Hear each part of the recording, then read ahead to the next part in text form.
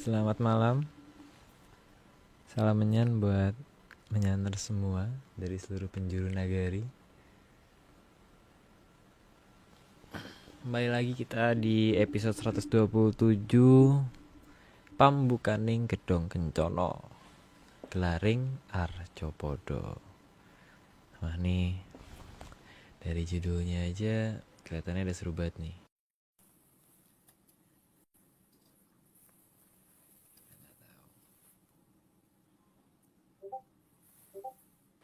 Ini Om Agung sudah bergabung.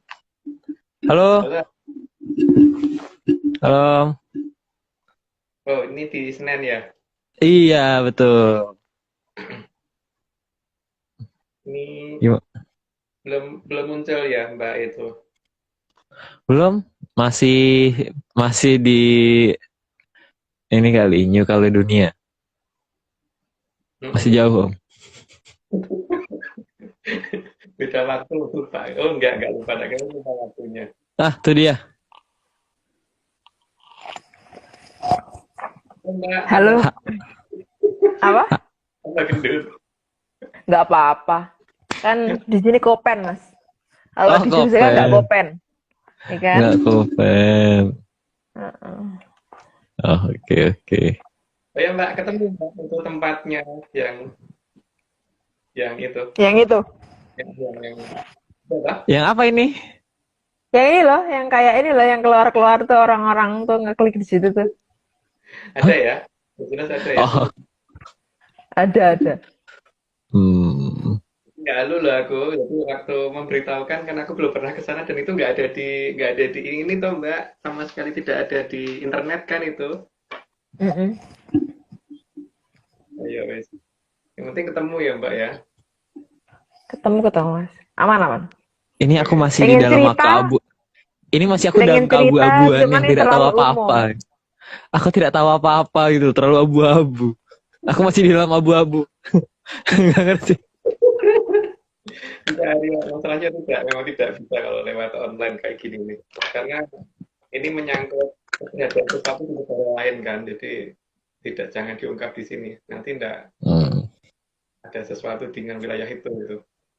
Jadi menyaners jadi di ini aja kita cuma iseng aja tadi nggak sengaja kesebut aja tadi ya Mbak ya. Ya Om. Enggak sih, itu Nggak sengaja. bukan nggak sengaja, pura-pura nggak sengaja. Oh. Oke, dibalikan. Kenapa? Nyambung dengan yang di Bali kan Mbak? Mm-mm. Iya Mas. Ya wes. Kecil ya suaraku ya? Enggak Aman sih, aman. aman. Di Soalnya aku aman. sandaran gini kedengeran nggak? Aman Dengar. aman kalau ini kalau dia apa suara jelas sih sebenarnya. Hmm. Ya, yes, oke. Daripada mungkin segera aja dimulai. Ya, udah jam 1. Oh. Jangan bersedih Mbak. Bedanya berapa jam sih berarti? Kalau jam 1 tuh berarti 4. be- 4. beda 4 jam. Semangat Mbak. Oke. Thank you Arya. Iya. Slide 1. Dalam bahasa Jawa Kawi maupun Sanskerta arca berarti patung. Kalau itu sudah pada mudeng lah. Kalau arca itu patung. Atau reco atau arca itu patung ya. Oke lanjut Mbak. Slide nomor 2, patung terbuat dari berbagai macam. Ada yang dari batu, tembaga, emas, dan lain-lain. Tergantung orang yang bikin ya. Dan kemampuan dan kemampuan finansialnya sama kemampuan seninya kan. Yang jelas itu macam-macam, bisa dari apapun lah patung itu dibuat. Lanjut Mbak. Slide nomor 3, sangat banyak model patung yang ada. Dan patung digunakan untuk menunjukkan jenis-jenis makhluk di masa lalu dalam bentuk trimatra atau 3D. Ya seperti itulah, lihat aja langsung. Oke, lanjut Mbak. Slide nomor 4, namun banyak yang menganggap itu cuma mitos, dan itu terserah kepada yang menganggapnya.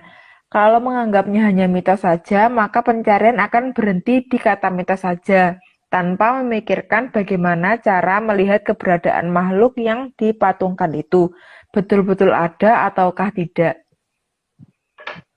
Ya. Karena kan apa-apa itu tergantung dari kemampuan melihat ya, dan kemampuan seberapa sangkep konsondriane gitu kan. Jadi kalau misalkan hanya menggunakan dua mata, bukan mata satu, ya mungkin yang kelihatan ya itu mitos. Lanjut, Mbak. Oke, slide kelima, karena keterbatasan panca indera akan membuat kita mengabaikan, akan tetapi apakah pengabaian itu sebenarnya memang layak diabaikan, atau memang karena ketidakmampuan dalam mencari, maka pengabaian untuk mengalihkan dari ketidakmampuan.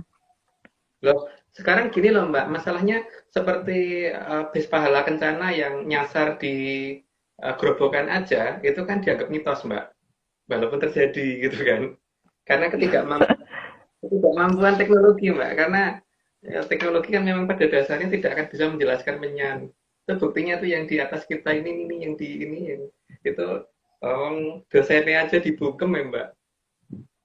Ya, dosennya Aku udah anteng loh Om, baru slide 5. Baru.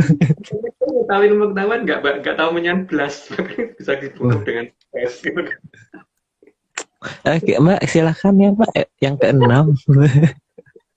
Yang keenam, karena mampu dengan bisa itu terkesan hampir sama, tapi bisa juga berarti sesuatu yang lain. Waduh, kalau bersama kita bisa itu karena bisa itu bisa berarti dapat atau berarti racun ular kan.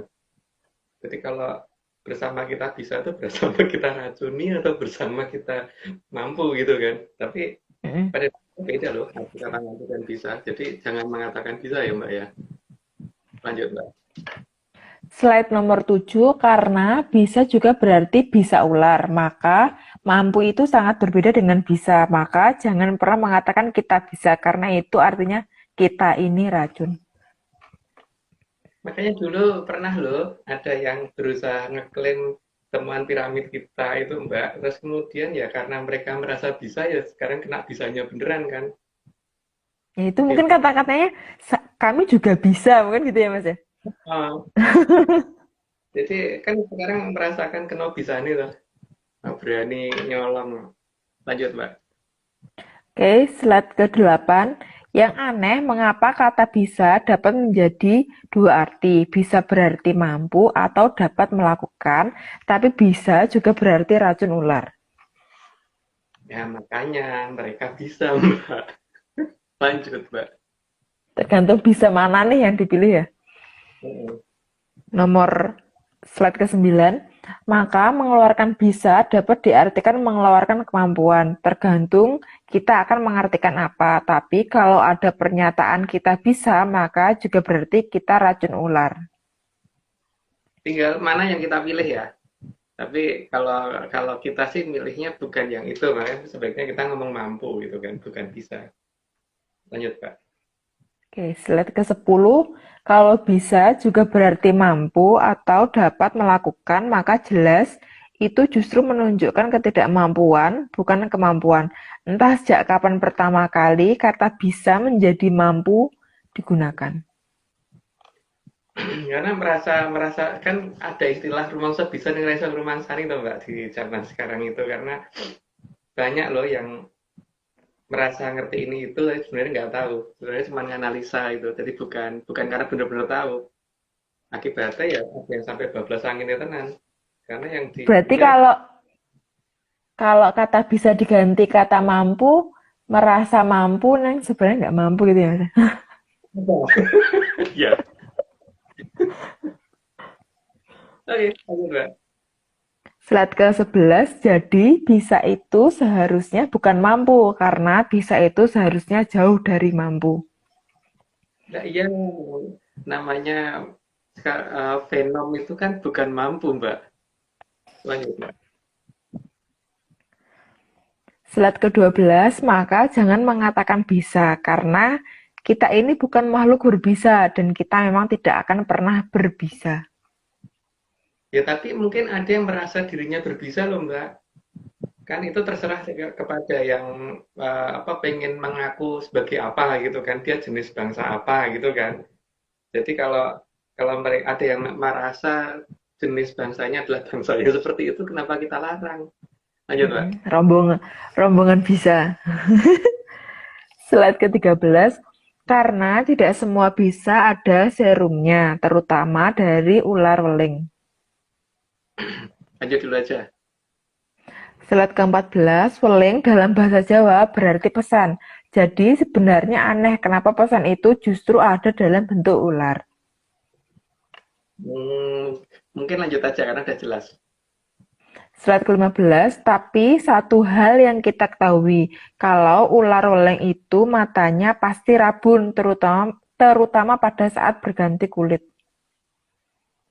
Itu mungkin kalau orang-orang penggemar reptil pasti udah tahu ya.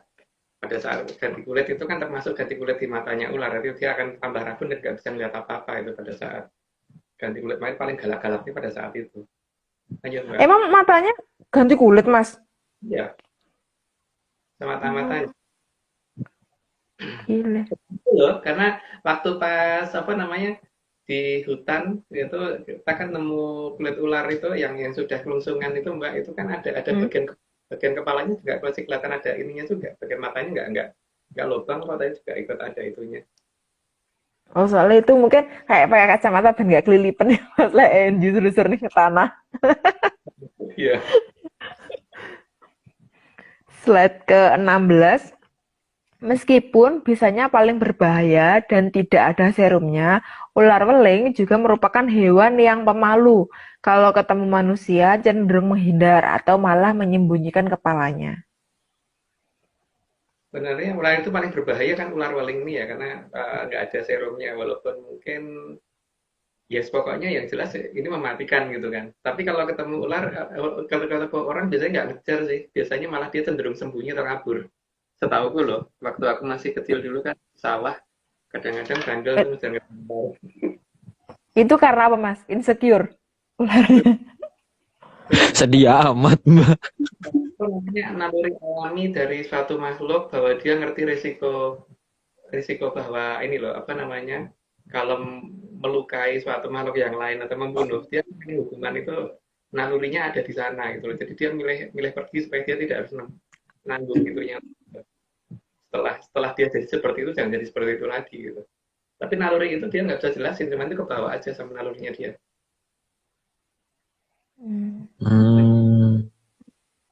Oke. Ya nanti dicerna lagi, Aryo. Ngerti, aku udah ngerti, Slide Mbak. Aku ke... udah ngerti, Mbak. Oh ya, oke. Nah, kamu terus sih, ikutin aku.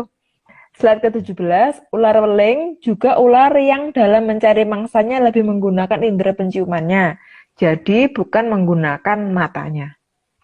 Ya, dengan penciuman ya, tapi karena mata ular kan pada dasarnya rabun, jadi pencariannya menggunakan penciuman, jadi daya yang lain, indera yang lain yang digunakan. Begitu kata temanku yang ini ya, ahli reptil. Oke. Slide ke-18, hal itu seperti menyindir bahwa ada weling yang kalau mencari mangsa bukan dengan mata, atau ada perintah kalau mau mencari bukan dengan indera mata. Semua di alam itu kan serba sandi ya, tergantung kita mengerti nggak sih yang dimaksud gitu kan. Kan bisa aja itu ular dikatakan ular zebra cross gitu, kenapa dinamakan ular weling gitu kan. Kenapa nggak dikatakan ular biarpet kayak atau ular pada abang putih gitu. Bukan dikatakan ular zebra cross juga kan ya, tapi dikatakan kenapa weling. Ya, berarti ada sesuatu yang disembunyikan oleh leluhur kenapa dinamakan itu. Di negara ini namanya bukan weling kok. Lanjut, Mbak. Slide ke-19, ular weling juga sering berada di bawah tanah. Biasanya bersarang di tempat yang lembab. Jadi ciri-ciri seperti itu juga harus kita perhatikan. Karena apa? Itu berarti menunjukkan apa gitu. Oke, lanjut dulu aja, Mbak. Slide ke-20 ini seperti menunjukkan adanya sesuatu weling atau pesan yang disembunyikan di bawah tanah di tempat yang lembab. Nah, mulai jelas ya. Berarti lanjut dulu. Slide ke-21, maka terkadang keberadaan ular weling akan menuntun untuk menemukan di mana situs asli Mojopahit disembunyikan. Jadi saya tidak ngomong Majapahit ya, tapi ngomong Mojopahit loh. Ya toh, maka di sini jangan mencari di sini kita tidak mencari nama Majapahit sama sekali karena Majapahit nggak tahu di mana. Kalau Mojopahit jelas nggak akan jauh dari Cibubur. Lanjut Mbak. Slide ke-22, karena keberadaan ular weling juga bisa digunakan untuk melindungi situs besar yang ukurannya di luar dugaan manusia peradaban sekarang. Itu yang moto di atas kita itu yang berhasil memfoto. Lanjut Mbak. Aduh, nggak Slide sempat lanjut. ke-23, meskipun ular king cobra itu juga belang-belang, namun bukan ular king cobra yang dapat dijadikan patokan untuk mencari keberadaan situs besar. Karena lambang yang digunakan oleh leluhur kita memang bukan king cobra sih. Kalau king cobra yang menggunakan kan lambangnya ada di negara lain yang menggunakan lambang itu untuk ini ya, apa namanya, untuk ular yang dianggap nakut-nakutin gitu. Walaupun king cobra juga weling apa namanya juga belang-belang gitu. Kan sama-sama belang-belang hitam putih tapi itu dikatakan ulo sendok, tapi kalau yang satunya kan dikatakan ular weling. Kenapa namanya weling gitu kan? Lanjut Mbak. Slide ke-24, bahkan semua jenis ular yang bisa mengangkat kepalanya sampai mirip sendok tidak dapat dijadikan patokan pencarian. Karena memang bukan itu yang dimaksud leluhur, itu bukan di daerah yang menghasilkan apa yang ada ular sendoknya gitu kan. Kalau yang jelas yang ada welingnya, yang weling itu apa maksudnya kan tadi udah dijelasin di atas. Lanjut Mbak. Slide ke-25, juga ular yang besar dan panjang sangat tidak bisa dijadikan patokan pencarian situs Mojopahit. Ya, karena memang bukan weling kan, karena tidak ada pesan di sana gitu. Lanjut Mbak. Slide ke-26, hanya ular weling yang dapat dijadikan patokan, karena di sela-sela patung besar, pasti ada daerah lembab yang dapat dipakainya bersarang. Tapi yang besaran ular weling ya, jadi bukan king cobra ya. Lanjut Mbak. Slide ke-27, jadi selain ular weling hitam putih, tidak ada yang bisa menunjukkan arah di mana situs itu berada. Tapi cuman ini kan hal yang berbahaya ya, jadi sebaiknya jangan dicari di lapangan deh. Tapi kalau mau mencari ya resiko tanggung sendiri ya, karena ini ular yang tidak ada penangkal bisanya, walaupun itu ular pemalu. Lanjut Mbak. Nggak jadi, Om. Nggak jadi. Kalau Nggak, Cok. yang itu Mas, yang kuning putih, kuning putih, Kuning hitam. hitam. Cincin emas, bukan Mbak. Oh itu Bukan, beda namanya. bukan weling, bukan weling. Itu beda lagi kasusnya Mbak. Tapi lucunya Om, maksudnya internasional itu mengakui ular weling itu sebagai blue crate. Warnanya padahal warnanya nggak ada biru-birunya. Ya. Internasional warna biru. Lah yang lucu kenapa kok nggak dikatakan ular zebra cross gitu ya? Harus dikatakan ular belang-belang gitu. Ular zebra gitu.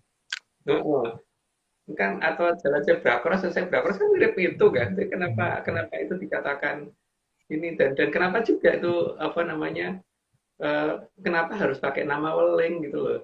Dan jelas-jelas leluhur weling itu artinya kan pesan ya.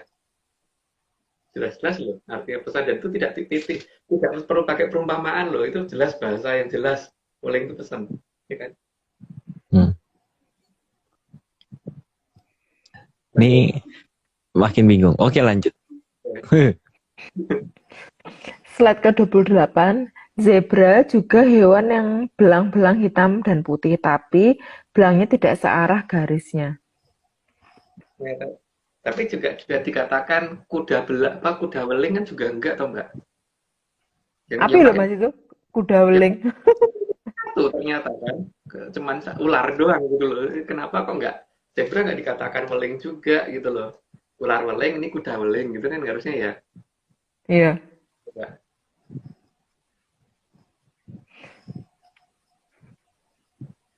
Tapi kayaknya cocoknya itu sih Mas emang. Bukan weling sih. Kurang apa ya? Kayak kurang garang gitu ya nggak sih? Hewannya. Cocok yang ular. Eh, aku tadi sampai nyari di Brainly, Om. Ada, jadi kalau tahu Brainly itu situs yang tanya jawab itu loh. Artinya weling. Aku pengen nyari. Ah, Nah, artinya pesan. oh pesan. Eh, pesan. Pesan tuh ada dua macam ya, pesan makanan di GoFood, Oh iya betul. atau ini apa ada suatu sandi yang bukan sandi apa itu namanya, kata-kata Eh, yang hard wasiat kata. Ini ada katanya wasiat, Om, kata lain. kata-kata penting Hmm. gitu, wasiat. Nah, benar. Nomor berapa itu tadi? 28, Om. Sekarang 29. Oh, 29 sekarang. 28 tadi. Iya, 28. 29 maksudnya sekarang. Oke, Mbak lanjut. Slide ke-29 malah belangnya zebra justru lebih banyak garis belang yang melengkung dibanding garis belang lurusnya. Ya, belangnya zebra beda ya. Dan ada yang belangnya tabrakan. Itu kalau belangnya ular waling tadi kan belangnya nggak tabrakan ya. Nah, Ya, bentuknya belangnya zebra seperti itu nggak cocok dong kalau dijadikan pembatas namanya tempat menyeberang jalan. Harusnya dikatakan weling gitu, bukan zebra cross, weling cross gitu ya harusnya ya. benar Mas. Kalau mau tetap pakai nama zebra cross berarti Iya, itu apa harusnya belangnya itu diubah menyerupai masuk. yang ini yang asli. Oke, lanjut Mbak. Slide ke-30, zebra juga berjalan dengan kaki, bukan merambat atau melata. Itu mungkin nggak cocok kan kalau dikatakan untuk zebra cross nggak ada kakinya ya Mbak, dan itu bentuknya lurus loh kayak ulo loh malahan. Oke, lanjut Mbak. Udah Slide ke-31, karena ada 30 ini disclaimer dulu. Mbak Haryo, monggo disclaimer. oh, Ya. Oke. Ini kemarin ada kiriman lagi. Enggak Ya. kiriman lagi, bukan. Bentar. Oh enggak. Untung ada suara delay-nya. Terima kasih.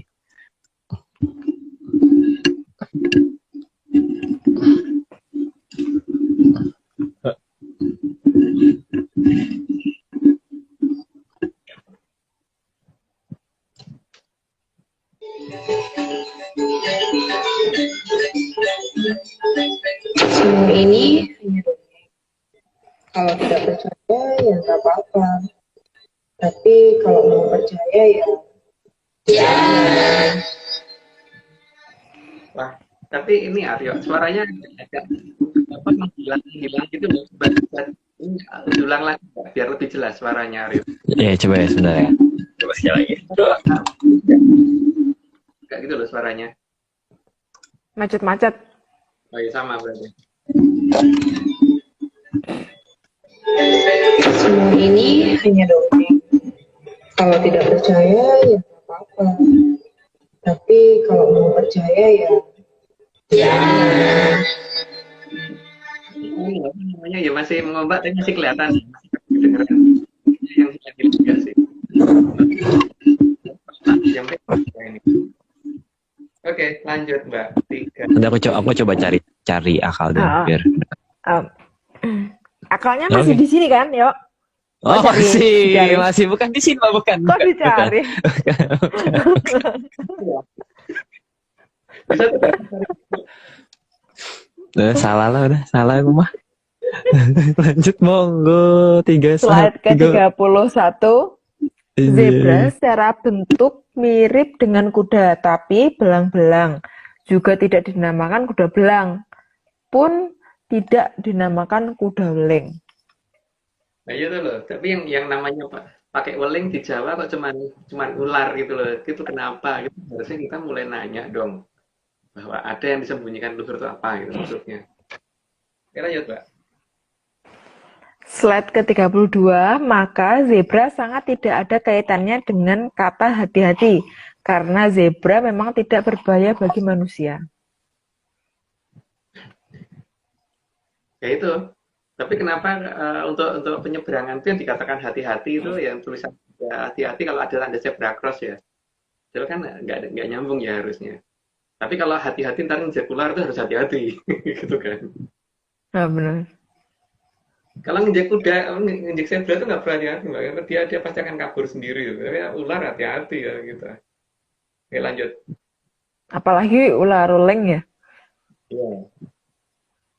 Oke, lanjut. Slide ke-33, tapi ular weling lebih berbahaya dan bisanya ada di tanah serta berjalan merambat. Biasanya ada di tanah serta berjalan merambat. Jadi yang digambarkan di tanah dan seolah-olah seperti merambat itulah yang seharusnya dikatakan weling gitu kan. Bukan dikatakan zebra. Lanjut, Mbak. Tapi kan itu cuma dongeng kan, Mas? Nggak perlu dipercaya sama sekali. Slide ke-34, maka penamaan tanda tempat orang menyeberang seharusnya bukan zebra cross karena lebih mirip ular weling yang melintang. Dalam lagi dongeng. Jadi kan jelas ya, ini menyeberang dari satu tempat ke tempat lain kan, menyeberang jalan gitu, menyeberang ke satu peradaban ke peradaban lain itu petunjuknya ada di tanda welingnya itu kan. Lanjut Mbak. Slide ke-35, sehingga disadari atau tidak, kalau mau menyeberang ke sisi lain jalan harus melalui jalan yang digaris-garis hitam putih. Jadi harus tahu di mana welingnya berada gitu kan, harus tahu pesannya berada di mana, baru kita bisa nyebrang. Tapi kalau tidak ya hanya teori berarti nantinya, gitu. Cuman merasa tahu tapi nggak tahu. Jadi itu tadi merasa bisa, jadi bisa itu malah. Benar mas, karena kebanyakan tuh zebra cross itu tuh nggak dipakai untuk nyebrang kalau di sebuah negara yang lain gitu kan. Tapi kalau yang di sini nih, itu kalau orang nggak nyebrang di zebra cross gitu tuh mobil nggak mau berhenti mas. Jadi tetap terjang gitu loh. Jadi kalau nggak lewat di zebra cross yang benar itu tuh berbahaya gitu. Jadi kan kalau yang di negara yang lain itu kan pada nggak pakai zebra cross, berarti kan sebenarnya dia nggak tahu kan? Iya, welingnya di mana gitu kan Mbak? Nggak tahu. Makanya lebih berbahaya makanya Mbak kan. Bisa salah jalan gitu kan kalau misalnya nggak lewat welingnya itu kan. Ya lanjutlah. Aku merasa bisa tadi kan. Iya. Mungkin malah nggak salah jalan yo, nggak sampai. Jadi baru mau nyebrang udah hilang, ya kan mas? Beda rumah Mbak. Mau pulang ke rumah beda rumah aja. Rumah sakit. Slide ke-36. Ini seperti sindiran yang sangat jelas bahwa untuk menyeberang ke peradaban yang asli haruslah melalui weling. Ya tapi welingnya itu harus diketahui di mana dulu gitu, bukan kemudian asal weling aja gitu kan Mbak. Weling yang bagaimana itu kita juga harus paham.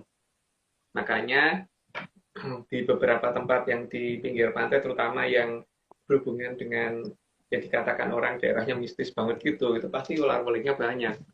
Tapi kalau ular weling yang di laut itu ini ya, ekornya itu kan mirip kayak lele itu, terus lidahnya itu kayak kuning gitu biasanya. Itu ada yang kecil, ada yang besar. Biasanya kalau di Pantai Krakal itu bisa sampai kayak mie banyaknya itu. Dan yang paling gede itu kepalanya aja bisa segini itu, panjangnya bisa berapa meter itu. Pokoknya lucu deh Mbak. Lanjut aja. Slide ke-37, karena weling yang digunakan untuk menyeberang di Mojopoyo dikenal dengan nama olor. Maka di Jawa mengenal kata lor atau utara. Itu juga dipakai untuk nyebrang ke selatan ya. Makanya kan karena posisi kerajaan utamanya nanti ada di selatan, berarti penyeberangannya dari lor, dari utara gitu kan. Lanjut Mbak. Slide ke-38, maka sangat tidak mungkin menyeberang ke peradaban besar tanpa menggunakan olor. Olor itu ada banyak, tapi tidak di setiap tempat. Olor hanya ada di beberapa daerah yang sudah ditentukan. Tapi yang paling ini ya, kalau kalau misalkan walaupun ketemu si olornya itu, tapi kalau misalkan dia bukan orang yang diizinkan nyebrang, ya diembat sama si olor, Mbak, malahan. Makanya hati-hati. Lanjut, Mbak. Makanya kata-kata hati-hati itu pas ya Mas kalau sama itu ularnya. Ya. Dan Cocok. lebarnya juga segitu gitu kan olor, tapi panjangnya lebih panjang, tapi lebarnya sih cocok sih. Gitu. Lanjut, Mbak. Slide ke-39, dan kalau menyeberang di atas olor, akan aman kalau mentaati aturan yang sudah pernah digariskan oleh Mojopahit. Yang jelas kan kalau zaman dulu itu kereta dan sebagainya itu tak diletakkan di atasnya olor itu dulu, baru kemudian kan ditarik ke selatan. Kalau dulu kan gitu ya. Kalau zaman Bapak Pelarat dulu juga gitu kan, menggunakan mobil Fiat yang sekarang ada di museumnya beliau itu kan gitu juga, menggunakan olor juga. Nah, itu mungkin kapan-kapan kalau sempat kita coba, Mbak Aryo juga. Tapi kalau Baru mau Ini ngomong Mas, aku nggak diajak. Baru Lah, ngomong. kalau Mas, diajak, apa namanya, ada yang takut. Oh, enggak. Tenang. Aman. Aman sentosa. Kenapa? Mbak? Mas, apa namanya? Itu kan ada apa komentar ada beranglor sama berangkidul itu kan aku juga sering tuh dengerin kata-kata itu termasuk salah satu yang dimaksud itu bukan sih Mas atau beda lagi Iya, emang beranglor beranglor berangkidul. itu berarti kan ada daerah yang di utara sama di selatan yang belum pernah kita lihat, toh, Mbak, di seberang sana itu loh. Makanya kan ya lagu kebangsaan kita aja kan di sanalah aku berdiri, Mbak, bukan di sinilah aku berdiri gitu kan. Kalau Mbak bener sekarang ngomong di sanalah aku berdiri lagi di negara nih Wong Liya. Kata aku kan ini di negara aku sendiri, tapi aku ngomongin di sanalah aku berdiri gitu loh. Iya. Kan aku di negaranya itu Mahisasuro. Aman. Mbak, belum, Mbak. Yuk, di 40. Ya, Slide 40. ke-40. Jadi jangan pernah menyeberang tidak pada tempatnya atau menyeberang ke peradaban besar tanpa menggunakan olor. Ya sekarang ngelihat aja tuh belum tentu bisa kan, Mbak. Terus kemudian nekat nyebrang. Lah nyebrangnya itu nyebrang nandi gitu kan. Tapi kalau yang paling gampang kelihatan kan ada peradaban besar yang paling kelihatan yang di selatan. Karena apa? Jelas lautnya di atas daratan. Jelas banget itu. Kita lihat bisa menggunakan teropong dan sebagainya kan bisa diukur tuh berapa derajat ketinggian di laut selatan itu. Nah, kalau di situ mau nyebrang dengan dengan gagah-gagahan, dengan Remongso Biso tadi, Mbak, ya bahaya kalau di sana. Nah, itu jangan diikuti kalau seperti itu ya. Lanjut, Mbak. Sama ini Mas, kalau kapan hari teman yang di Bali itu nyoba ekspedisi yang di laut itu, dia merasa naik waktu ke arah ke selatan, yang naik itu loh Mas, yang jeep atau apa itu, pokoknya yang jet ski atau apa itu kan merasa kayak degel gitu kan, kayak naik terusan gitu kan. Kalau yang di sini itu apa ini ombak nggak ada ombak kayak gitu loh Mas, kayak cuman kayak danau gitu loh kesannya lautnya itu Nah, ya, aneh loh Mas. tinggal di sini sama-sama menghadap ke laut yang luas juga kan, tapi karena laut kita bisa lihat kok pakai ini kan posisinya kalau diukur kan nanti ada di bawah, bukan seperti laut selatan kita ada di atas. Itu menunjukkan apa sih? Itu menunjukkan bahwa kenapa ombak itu sebenarnya bukan karena cerita teori yang macam-macam, memang lautnya lebih tinggi daripada daratan. Itu kalau Iya. dunia itu madep ke ini kan ya Om, ke Pasifik ya Om. Samudra Pasifik ya? Iya nggak sih? Di timur. Ada di Samudra Pasifik, bukan menghadap sih, ya nggak sih? Dia memang dikelilingi lautan, tapi laut lepas yang besar itu juga ada. Tapi di sana menunjukkan bahwa gelombang itu kecil gitu loh, Aryo. Yang dilihat sama Mbak Vicky di sana bahwa itu lautnya memang nggak setinggi di daratan, nggak setinggi yang laut selatan. Di laut selatan kan waktu kita ukur kan, kalau kita ukur berdasarkan garis horizontal ke bawah, berdasar yang batu, bandul batu itu kan di atas 90 derajat kan. Waktu dari pantai itu loh, Aryo. Iya. walaupun kita ukur masih di atas 90 derajat kan. Tapi kalau Hmm. dikali enggak, arahnya ke bawah. Gitu kan. Jelas ada yang ditutupi di Laut Selatan kan. Cuman karena teorinya terlalu banyak yang digunakan, akhirnya malah teori itu menutupi hal yang sebenarnya ada apa di sana gitu kan. Tadi itu yang kata-kata di awal karena udah percaya mitos. Ya udah Iya, berhenti aja di mitos. nah itu. Nah, karena ilmu pengetahuan itu membuat apa namanya? Membuat hilangnya teknologi menyan gitu kan. Iya enggak? Iya. Dan sebenarnya kalau ada teknologi menyan itu memang tidak bisa dikalahkan dengan teknologi apapun itu akan susah gitu loh, karena memang tidak terdeteksi kan itu. Deteksinya lain gitu loh. Ya lanjut, Mbak. Sama ini Mas. Ini sambil apa laptopku tadi agak trouble. Intermezzo dulu. Sama ini Mas, kemarin kan waktu pameran itu kan sempat mamerin pusaka kan. Nah, itu tuh kan kebetulan pusakanya itu kan dipegang tuh sama orang lain, misalnya kan lagi diberdiriin gitu kan. Terus itu kan dipegang gitu kan. Mungkin menurut dia itu ada magnet atau gimana gitu kan. Dia tuh mau ngembaliin gitu kan. Nggak bisa dong. Terus dia masukin itu loh, maksudnya kayak dimasukin ke warongkonya. Terus dia sambil kayak ketakutan gitu kan. Ngasih tahu ke istrinya. Setelah itu istrinya tuh ngasih tahu ke aku. Kan kebetulan yang jaga pameran kan aku kan. Terus kayak, aduh itu tadi apa suami aku tuh pegang ini tapi nggak bisa ngembaliin, nggak bisa ngeberdiriin lagi gitu. Terus gimana? Kayak ketakutan gitu loh Mas.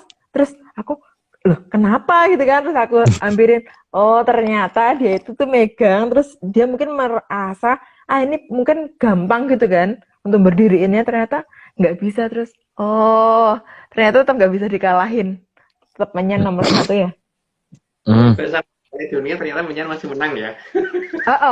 Terus Berarti anehnya lagi tuh gini Mas, kan ada part yang aku tuh pameran tapi pusakaku tuh ketinggalan gitu kan, mestinya nggak kebawa karena udah bawa barang kebanyakan gitu kan. Terus aku tuh mikirnya udahlah nggak apa, 1 hari aja nggak bawa gitu kan. Ternyata tiba-tiba sore diajak meeting dong. Dan aku kan mikirnya kalau meeting sama orang-orang bule kan ya nggak mungkin ngomongin hal-hal yang mistis gitu kan. Tahu dong apa meetingnya malah ngomongin keris ya nggak? Aneh loh. Malah ngomongin keris yang flashback gitu loh, kayak kemarin tuh gini malah terus jadi itu pada ngomongin, oh kalau di negaraku tuh gini, di negaraku tuh ini, Mas sharing gitu Mas. Ini kita kan topiknya ngomongin budaya, maksudnya batik gitu kan ya. Kenapa malah ngomongin keris gitu? Lucu. Itu kan dituding ke Tapi yang ngomongin tuh bule-bule gitu Mas. Apa? kalau dituding ke pesawat dan pesawat yang terbang bisa turun itu mereka lebih histeris Mbak, tapi jangan ya, penting Om jangan ngomong Om. Kalau enggak aku penasaran loh. Ini aku tuh penasaran orangnya loh. Mending jangan dikasih ide Mas, saya daripada Iya. dipraktekin. Iya. Aku tuh orangnya gampang penasaran loh. Nggak, tapi Mbak, apa namanya memang perlu sih menunjukkan bahwa sesuatu yang diberikan oleh leluhur kita itu memang beda dengan yang di negara lain. Kalau negara lain itu mereka ngomong punya ini apa punya kampak yang hebat kayak atau apa, itu tetap tidak seperti itu gitu. Kenyataannya tetap tidak seperti itu kan. Enggak, tetap beda. Jadi di Amerika katanya punya ini mas apa pusaka dan sebagainya, ternyata tidak seperti itu juga. Tetap hanya di negara kita kok. Jadi negara kita itu tidak cuma di Jawa loh Mbak, di Bali juga begitu, di Sumatera juga begitu, di Sulawesi juga begitu gitu loh. Benar-benar tidak dimiliki negara lain yang aku tahu. Tapi benar. Yang menggunakan orang yang benar ya, yang gunakan orang yang ngerti. Yeah. Kalau nggak ngerti, nah ini ya nggak ini. Terus tahu nggak sih Mas? Ini aku mah pamer ya, nggak apa-apa ya guys. Ini ajang pamerku hari ini. Aku dengan senang hati mendengar loh Mbak. Tahu nggak sih Mas, kan waktu opening itu kan aku mikirnya mau pakai baju biasa gitu kan, mesti kayak pakai batik biasa gitu kan. Tapi tiba-tiba itu aku disuruh pakai baju yang kebaya gitu kan. Terus aku kan ngasih tunjuk foto ageman gitu loh Mas. Dan aku mikirnya mau aku pasang ke manekin supaya kelihatan kalau orang Jawa tuh pakainya seperti ini loh, nggak kelihatan kayak miskin gitu loh, karena kan pakai bling-bling gitu kan Mas. Gitu. Ya kali masa dikiranya miskin terus gitu kan. Terus aku mikirnya ya udah gitu kan, ternyata sama bapaknya itu ini dipakai aja, jangan sampai cuma dipasang di manekin gitu. Sayang senimannya itu harus jadi bintang lah hitungannya ya gitu kan, hari hari opening itu. Nah, kan aku juga bawa itu mas apa pusaka kan aku taruh di belakang gitu kan. Aku pikir tuh orang itu bakalan nggak ngeh gitu loh kalau bawa pusaka, ternyata nggak. Banyak orang yang notice dan apa ngefoto diam-diam itu loh kayak paparazzi gitu loh mas. Aneh kan? Padahal kan nggak terlalu kelihatan kan, nggak di depan kan, di belakang punggung gitu kan. Ternyata pada ngeh. Makanya itu setelah itu waktu rapat ngomongin pusaka karena itu mas. Dan karena juga apa yang itu berdiri apa dia apa ngesenggol pusaka yang lagi berdiri gitu loh mas. Itu yang bikin rapatnya endingnya ngomongin pusaka karena itu. Ya, yang jelas kan gini Mbak ya, memang di Jawa kan seharusnya kalau pakai pakaian adat itu harusnya lengkap ya. Lengkap itu artinya kalau perempuan yang bawa patron, kalau laki-laki yang bawa keris gitu kan. Kalau kurang itu ya kurang itu nggak lengkap gitu kan. Karena kelengkapannya ada sampai di situ dan itu pun masih ada nanti kapan pakai pusaka yang ladrang, yang gayaman itu beda-beda lagi. Tapi kalau untuk acara seperti itu sebaiknya pakai yang ladrang sih, bukan yang gayaman. Cuman masalahnya pakemnya untuk patron itu kan beda dengan keris ya. Tapi masalahnya kan zaman sekarang sangat susah kan. Ternyata nyari rangkane patron yang benar ngalami dah sekarang. Bener, bener susah. Sama ini tau gak sih Yok, ini aku cerita ke Aryo ya mas. Tau gak sih Kenapa, kapan hari Mbak? itu kan Yok, kan pusaka aku kan aku taruh di koper kan ya. Terus itu Iya. tuh patah Yok warongkonya. Terus aku kan mikirnya, aduh besok nggak bisa Ah, tampil dong, ini pusakanya nggak bisa diberdiriin gitu kan, karena kan patah mm-mm. kan. Terus suatu ketika kan aku ada kayak 7 hari lah untuk persiapan mau pameran. Terus aku telepon Mas Agung, gimana nih Mas, pusaka aku warongkonya patah gitu kan. Langsung ya dilem aja Mbak gitu. Nanti dikasih tahu kalau nanti waktu udah pulang di Jogja diganti yang baru. Terus Mas Agung bilang siapa tahu nanti dia masih mau berdiri gitu kan. Aku mikirnya ya nggak mungkin lah ya bisa berdiri, karena kan mestinya kayak ibaratnya kayak orang itu bajunya udah sebel-sebel masa mau tampil kan ya nggak mungkin kan. Bisa yuk. Setelah selesai telepon aku lem, aku berdiri. Kok bisa sih? Aneh kan? Emang Aduh. begitu, Mbak? Emang mereka begitu kok. Kayak nunggu setelah di komando Mas Agung tuh baru bisa gitu loh. Padahal itu awalnya nggak bisa. Aku coba di Indonesia, mestinya waktu di rumah itu kan udah lengkap juga kan. Nggak bisa, nggak mau. Harus patah dulu, terus aku konsul dulu, ya kan? Terus mungkin bisa berdiri, Mas Agung ngomong gitu, mungkin bisa berdiri, tapi berdiri beneran. Kan ini orang gimana sih? Kayak gitu. Kamu Hmm. ada apanya sih Mas? Kamu Mas? Ya aku lali ya. Itu nanti kalau ada apa Mbak sampein ke Mbak Omeng posisinya di utara pasar, terus ada dekat sekolah apa ujung sekolahan di ujung ada sekolahan di ujungnya itu ada sesuatu gitu ya Iya, oke. di Denpasar ya. Oke. Harus nyari itu. Gitu. Udah lanjut dulu aja Mbak. Lihat cerita Oke, siap. Oke. Slide ke-41. Namun, olor tidak akan pernah bisa ditemukan jika mengikuti polanya munyuk. Dan yang menganggap munyuk adalah awal dari manusia. Karena olor akan bersembunyi terhadap yang menganggap leluhurnya munyuk. Gimana mau Mbak Ong Olor itu kan untuk anu ya, untuk memberi jalan ke teraing ini kan, teraing Jayeng Katon. Jadi bukan teraing munyuk gitu. Jadi ketika ada yang menganggap bahwa manusia berasal dari munyuk, ya dia pasti nggak akan bisa melihat itu sama sekali dan pasti yang dia buka hanya daerah dekoy, bukan daerah yang seharusnya. Lanjut Pak. Slide ke-42, karena peradaban besar memang bukan peradaban yang didasarkan atas munyuk. Maka meskipun para munyuk sudah baris teratur, tetap saja tidak akan diizinkan masuk ke peradaban Mojopahit. Saatnya Mas. Sekian toh, ya cuma baris dan ini tapi ya itu ya kalau memang teorinya didasarkan itu ya tetap tidak akan pernah bisa mengenal Mojopahit di mana. Tapi kalau Majapahit mungkin ketemu, Mojopahit enggak. Lanjut Mbak. Slide ke-43, leluhur kita menyebut bumi dengan sebutan Arcapada. ini sebenarnya kelompatan yang tadi ya, tapi ya udah lanjut aja karena ini kan berarti kan Arco tuh ya, penjelasannya ada di bawah. Lanjut, Mbak. Slide ke-44, pada berarti kaki. Ini menunjukkan negara kita seharusnya mempunyai patung yang amat sangat besar, sehingga kita ini berada di bawah kaki patung. Nenek moyang kita nyebut bumi itu bukan bumi loh, tapi arcopodo loh ya, terutama yang di Jawa ya, nyebutnya arcopodo. Kalau dikatakan arcopodo berarti kan ada patung yang besar dong, sehingga kita hanya berada di kakinya itu gitu. Bahkan kita kan di atasnya Sang Hyang Wening, ada Sang Hyang Wenang. Sang Hyang Wenang kan nyebutnya Sang Hyang Podo ini Wenang kan, yang mengatur apa-apa hanya dengan kaki. Lanjut, Mbak. Slide ke-45, karena kaki dari Arcapada itu sangat tinggi, maka akan terlihat seperti pilar-pilar yang menjulang tinggi. Makanya banyak tempat yang kemudian di ini ya ada beberapa hal yang kemudian di peradaban ini jadi aneh ketika hampir banyak patung yang justru malah kakinya nggak kelihatan kayak pilar karena ketutupan jari. Jadi yang nggak kita cari adalah peradaban yang kakinya masih kelihatan. Makanya Mbak bisa lihat ya di cerita pewayangan kita, di lakon-lakon wayang kulit terutama, itu selalu Arjuna itu masih kelihatan kakinya, ya kan? Terus Werkudara juga kelihatan kakinya, bukan jarinya sampai bawah. Iya tahu nggak? Ya. Terus kenapa kok tiba-tiba gitu kan? Tadinya enggak. Iya, karena selalu digambarin pakai celana pendek, Om.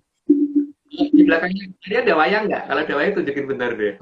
Aku cari bentar ya, Om. Ya, tungguin Oh, dulu. aku ada wayang di sini, Sebentar guys. ya. Sebentar ya, guys.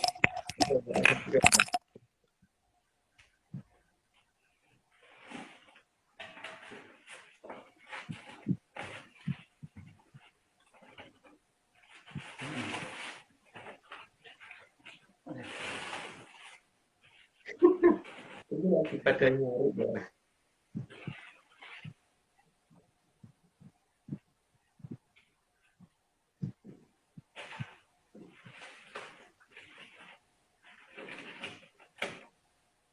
Aku kembali. Oke, kelihatan nggak kakinya Aryo? Aku juga ada, guys. Ada kaki. Karena bukan punya aku. Nyangkut. Nih. Masih diwarnain ya, Aryo? Kenapa? Masih belum diwarnain. Ada kakinya kan? Yang jelas. Iya, ada.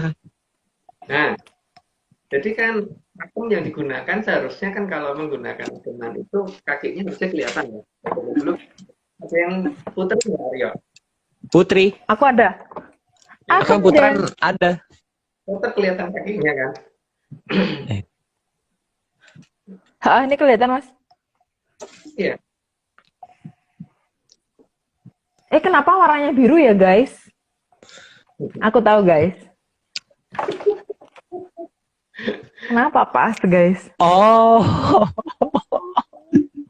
Jangan gitu dong, Mbak.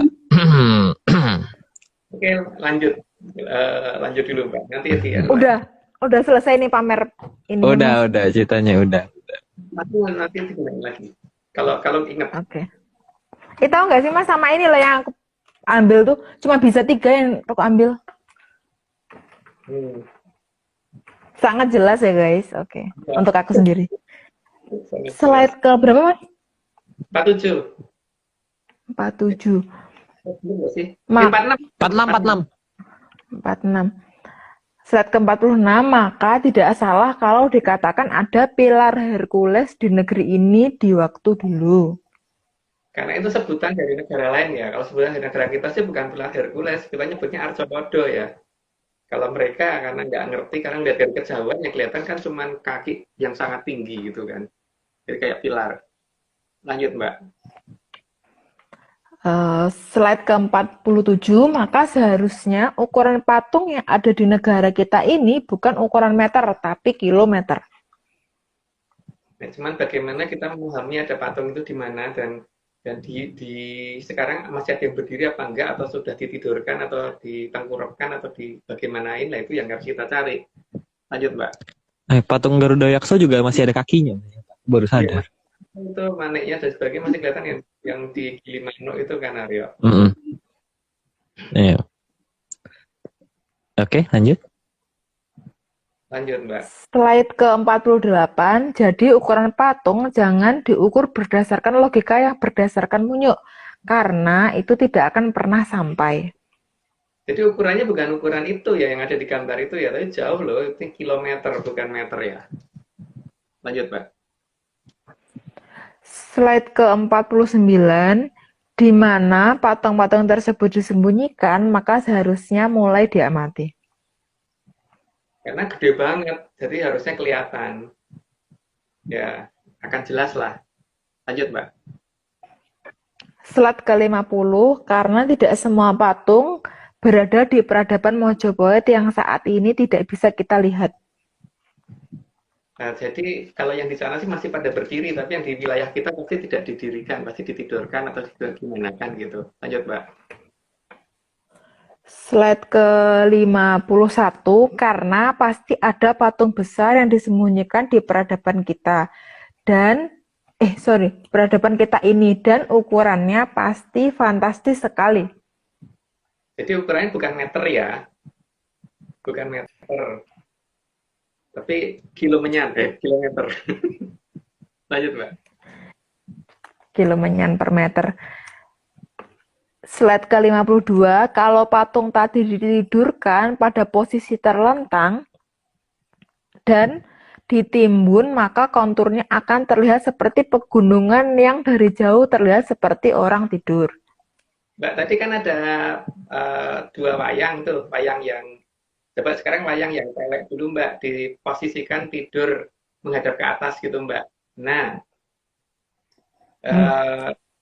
kepalanya nggak kelihatan, Mbak. Sorry. Jadi gini guys.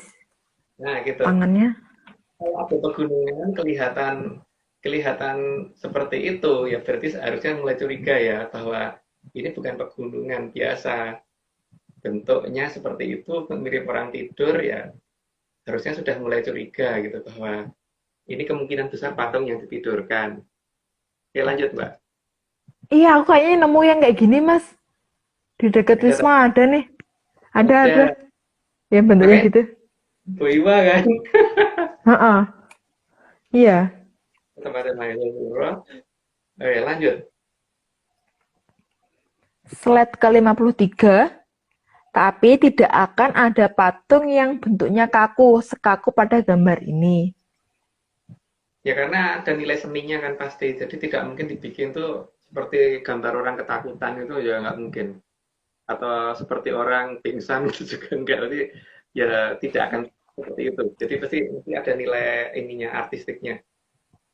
Kalau patung digambarkan seperti orang yang lagi kejang gitu kan juga nggak menarik kan. Lanjut, Kak. Apalagi kalau orang lagi gini. Itu namanya bisa, Mbak. Slide ke-54, sangat banyak posisi menidurkan si patung karena bisa terlentang, tengkurap, ataupun menyamping.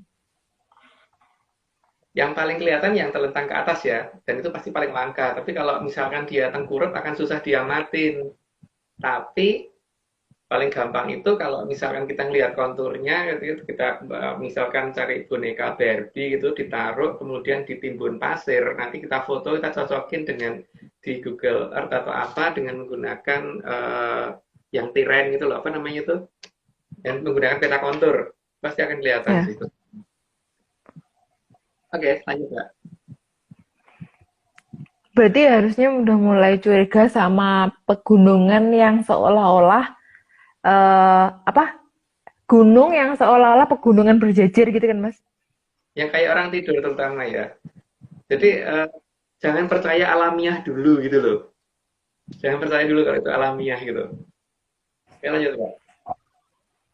Slide ke-55, patung pada posisi ditidurkan terlentang akan sangat mudah dikenali karena konturnya yang paling kelihatan.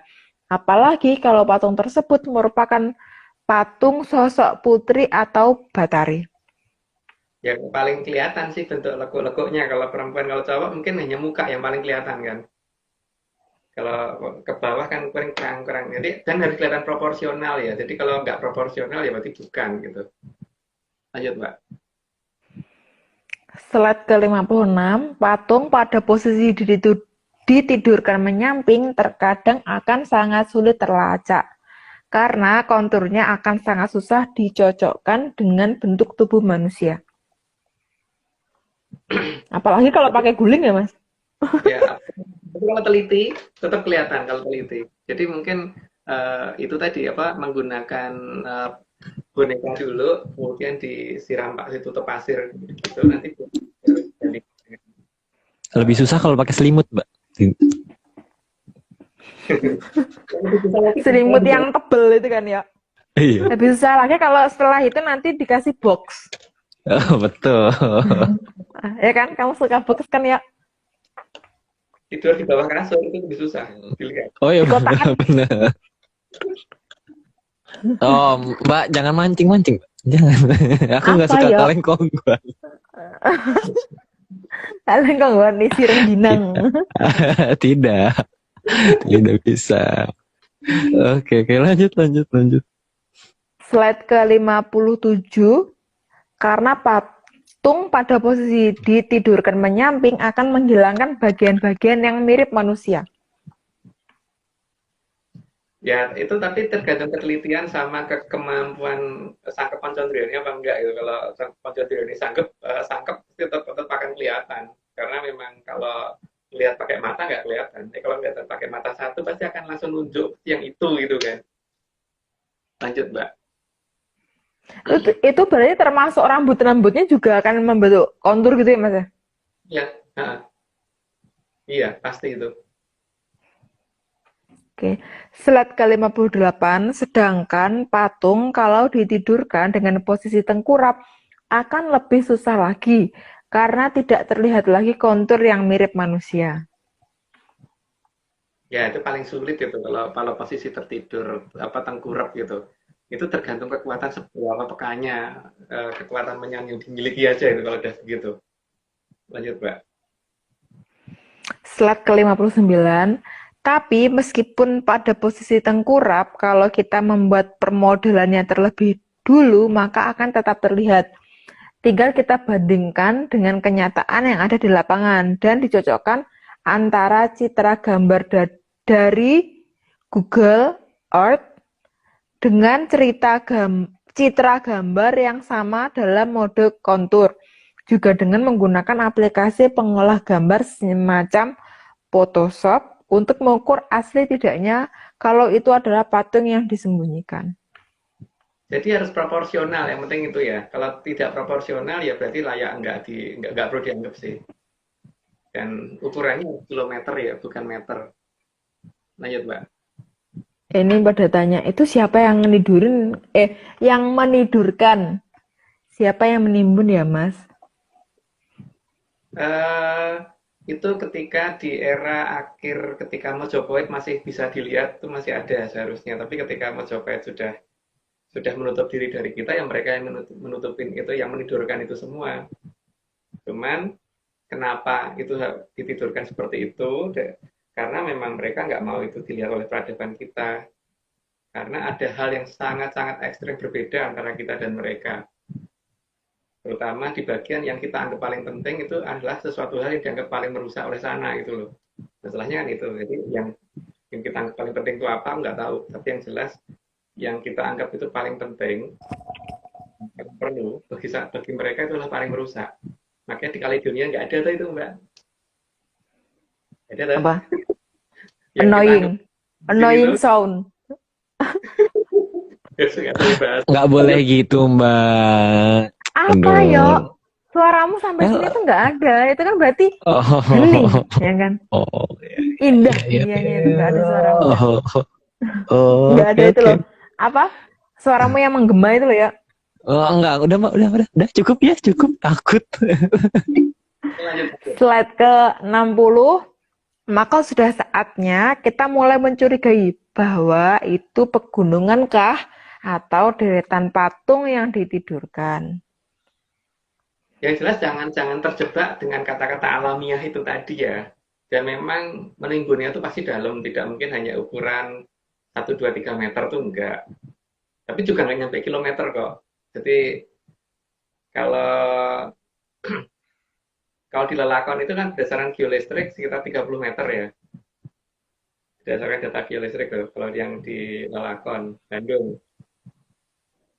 Jadi kita harus melihat bahwa bangunan kita itu ukurannya tidak seperti yang kita duga gitu loh. Jadi kalau kita melihat tinggi bangunan masih sekitar di bawah 100 meter, apa masih di bawah 300 meter, kayaknya bukan itu loh seharusnya. Ya lanjut Mbak.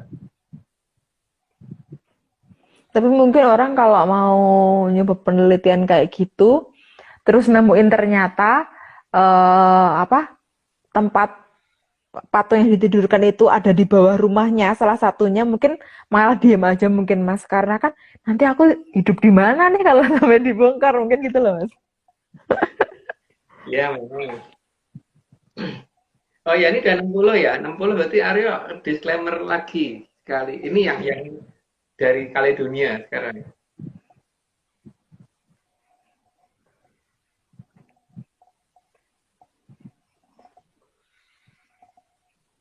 Gak ada suara, Aryo. Aryo lagi masih di Maaf, ya? maaf, lupa. Suaranya menggema. Tadi Kirain Mbak suaranya sini. Kenapa? kirain suaranya Mokto. Mau suaranya duluan.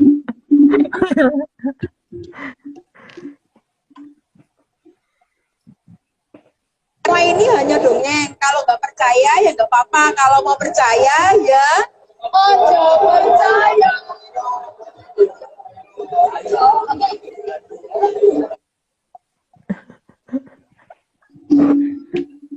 Oke. Itu kemarin. Oke, yuk Aduh, Bahasa Indonesia. slide ke kenapa? Yang mau pakai bahasa Indonesia berapa orang tadi Mbak di situ tadi? itu tuh kayaknya sekitar 18 apa ya Mas? Tapi itu masalahnya itu aku kan deg-degan banget ya, karena itu ditonton sama orang-orang lain. Ya meskipun orang-orang lain nggak tahu bahasa Indonesia artinya apa gitu kan. Cuma kan tetap deg-degan kan, karena kita berjejer gitu, dan di depan kita ada yang video, dan di belakang yang video itu banyak orang yang lagi nonton pameran gitu loh Mas. Oke. Oke. Oke, slide ke 61 harus juga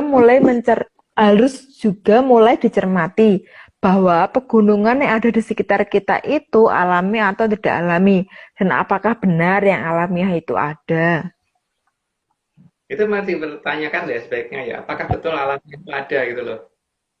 Karena kalau alamiah itu benar-benar ada, maka beberapa hal yang ada di Jongkok yang berhubungan dengan gunung berapi itu seharusnya ya tidak mungkin terjadi kan. Karena alamiah itu nggak bisa diperhitungkan. Apalagi kalau memperhitungkannya dalam waktu jutaan tahun gitu loh.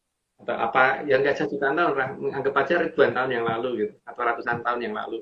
Sudah bisa diperhitungkan, yang berarti itu nggak alamiah dong. Itu berarti sudah di-set. Lanjut Mbak. Slide ke 62, karena saat ini mungkin hanya akan terlihat sebagai pegunungan saja. Tapi apakah itu benar-benar gunung atau menyembunyikan sesuatu, itu yang harus kita cari. Yang harus diketahui bahwa bangunan yang disembunyikan bukan hanya patung ya. Ada yang lain juga gitu. Jadi tentu saja patung itu ada, tapi tidak seluruhnya berbentuk patung gitu kan. Jadi ada bangunan lain yang bukan patung itu juga harus dicari. Tapi kalau mencari jangan bangunan yang di bawah 300 meter, karena rata-rata memang di atas 300 meter. Lanjut Mbak. Slide ke 63, meskipun itu gunung aktif sekalipun, kita tetap harus curiga kalau itu tidak alami. Ya, sekarang kalau itu alami, nyatanya ya pada saat kita mengadakan menanam beberapa batuan di daerah pantai yang kita rahasiakan itu, ternyata batu itu pada turun waktu gunung kelut meletus gitu kan. Kalau alami nggak begitu. Begitu kalau alami. Kalau alami itu tidak ada hubungan antara pasir pantai dengan yang keluar dari gunung gitu loh. Lanjut, Mbak. Mungkin mereka setelah itu berteman mas kayaknya ada hubungannya. Slide ke-64, karena penggambaran dengan ular weling tadi supaya kita mencari jangan hanya yang terlihat di depan mata, tapi juga yang ada di bawah tanah.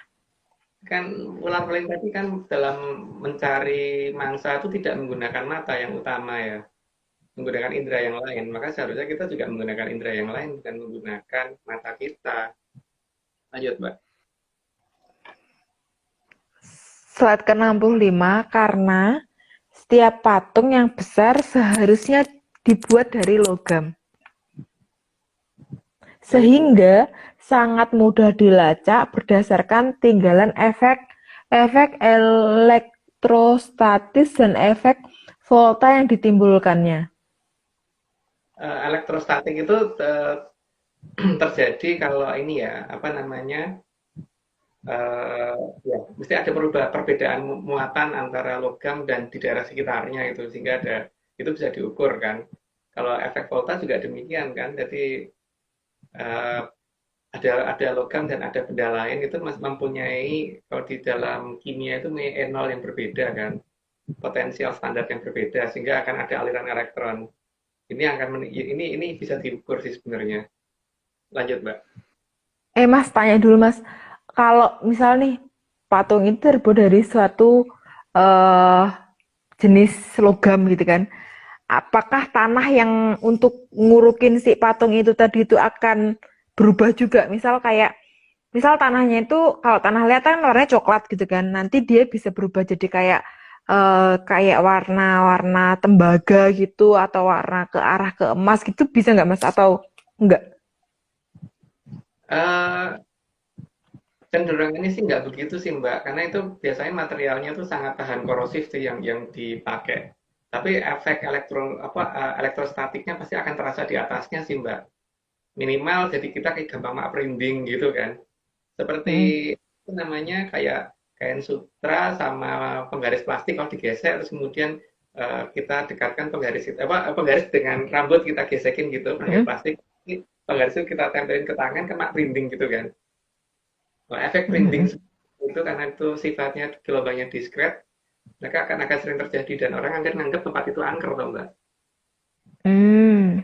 Satu pelacakan paling gampang kan itu tadi jangan dengan mata, justru menggunakan kayak tadi itu, yang kalau daerah merindingnya luas berarti daerah itu ini kan daerah luasannya kemudian harus kita cek, cocokin dengan konturnya tuh kira-kira kalau kita punya boneka kita tidurkan telentang, tidurkan ke samping atau gantung tengkurap yang cocok mana sih kalau kita lihat dari konturnya tadi.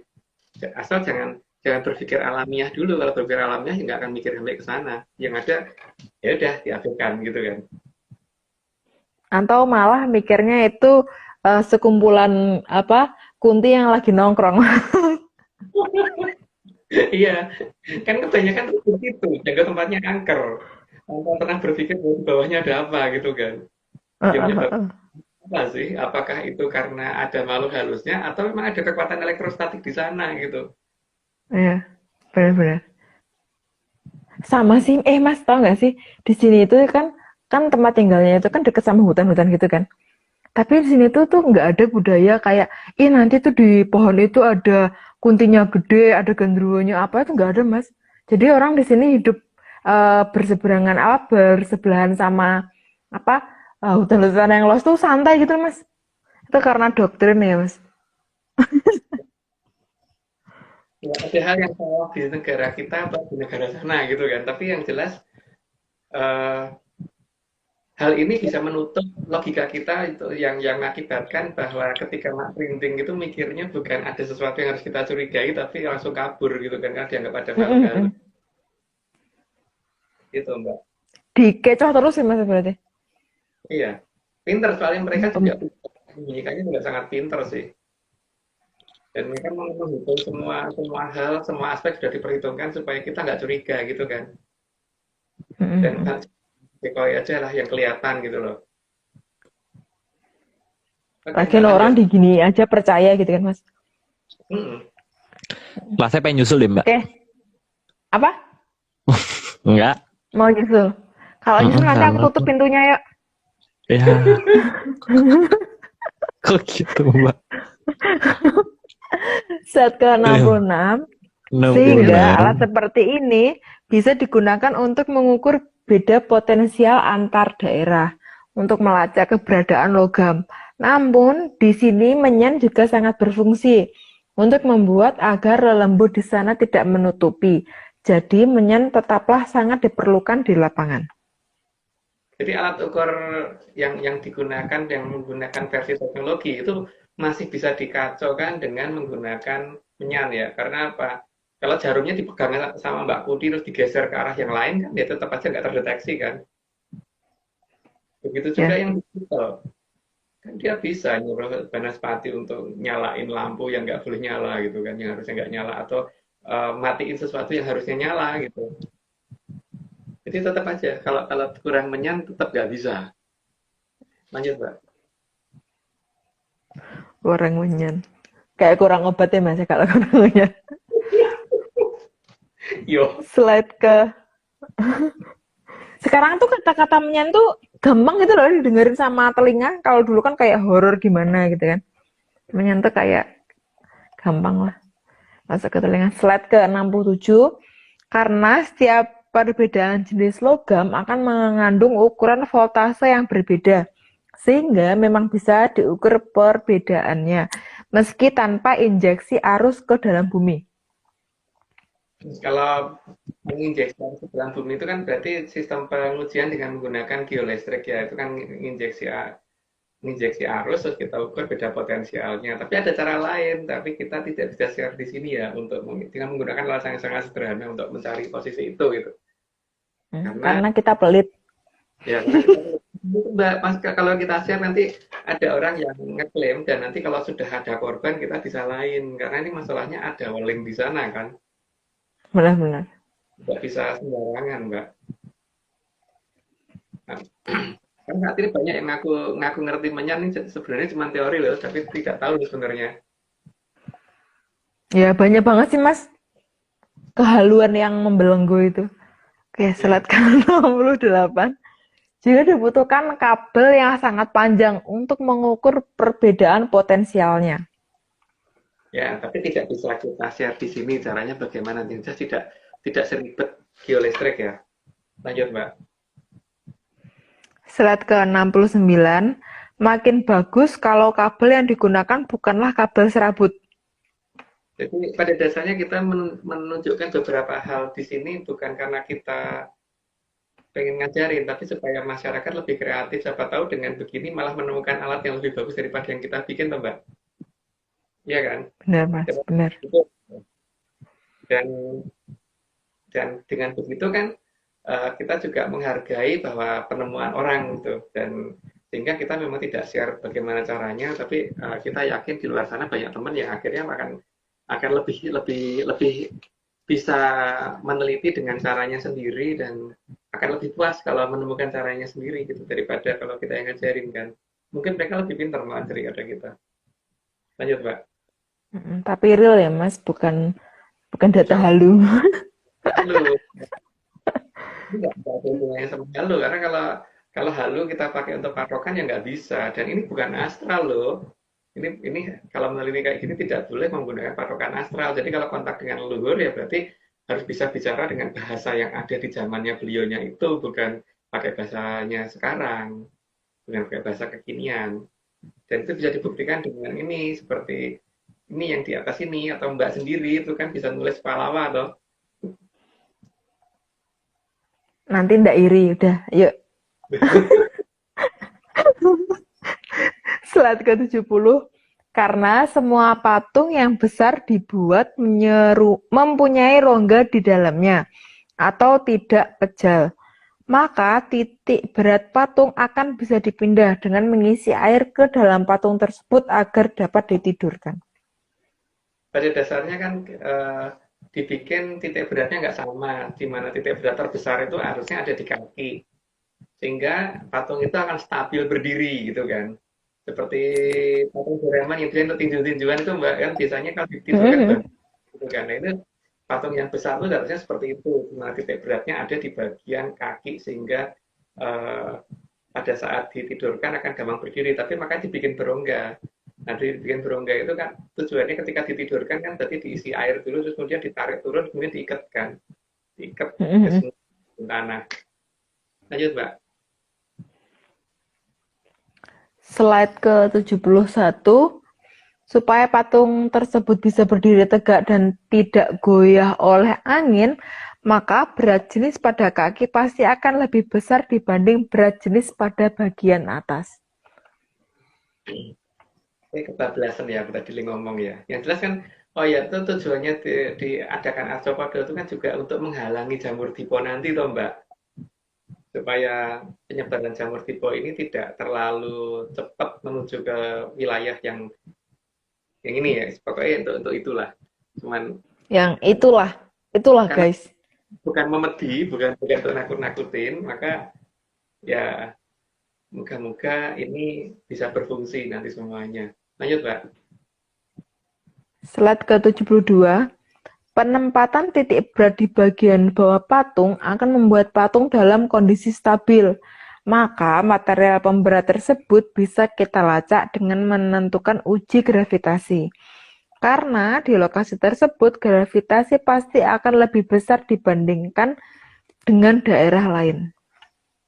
Tapi mereka juga pinter Mbak, di daerah itu pasti mendekati daerah yang jurangnya terjal gitu, jadi agak susah untuk mengadakan uji gravitasi. Tapi gampang sih kalau menggunakan bandul dan sebagainya itu juga bisa diuji dengan itu. Tapi repotnya apa? Di situ biasanya angin dibikin kenceng, jadi juga akan ribet untuk mengadakan penelitian di situ. Makanya butuh menyan untuk menghentikan anginnya dulu dan Mbak.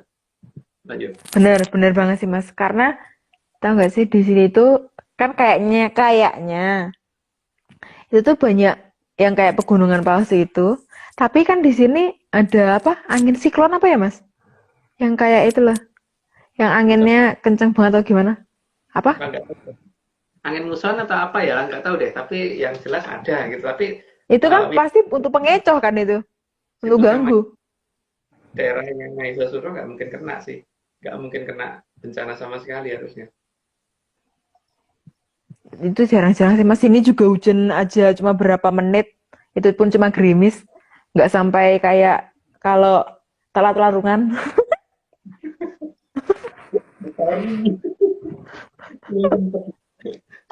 ya gimana? Oke, lanjut aja Mbak. Oke. Slide ke-73. Karena perbedaan massa akan mengakibatkan perbedaan interaksi antar benda, maka perbedaan percepatan gravitasi juga akan berbeda sehingga bisa diukur dengan alat sederhana berupa bandul. Itu alat yang paling sederhana ya, pakai bandul itu untuk mengukur paling sederhana. Jadi kita ambil rata-rata misalkan gravitasi 9,8, kalau di sana pasti di atas 11 gitu loh. Biasanya sih ada daerah yang sampai 13 sih kalau terukur sampai 13 dengan menggunakan bandul ya, dengan bandul yang sama. Tapi ya tentu saja anginnya harus diajak bicara dulu supaya jangan berembus dulu ya, jadi biar nggak ganggu. Lanjut ya. Anginnya. Ya, itu yang di atas. Slide ke-74. Karena aku banyak hal yang tahu tuh satu kata per kata tuh bermakna, Mas. Slide ke-74. Dari bandul tersebut, kita bisa mengukur periode dari bandul sehingga gravitasi bisa diukur. Itu di fisika ada kok cara-caranya dan kita juga pernah dulu di episode yang berapa gitu aku lupa tuh waktu itu kalau nggak salah waktu menjelaskan itu ada di tempatnya Pak Marius waktu itu. Aku waktu itu kalau nggak salah pakai pakaian putih-putih sih. Gitu. Ingat sih Mas aku.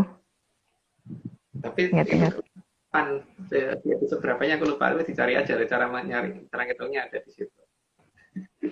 Di episode yang pernah dipal sama orang kan misalnya pernah paling grup ini cuma bisa sampai berapa puluh gitu kan, tapi ternyata kita hari ini berapa guys, 127 ya Mas ya?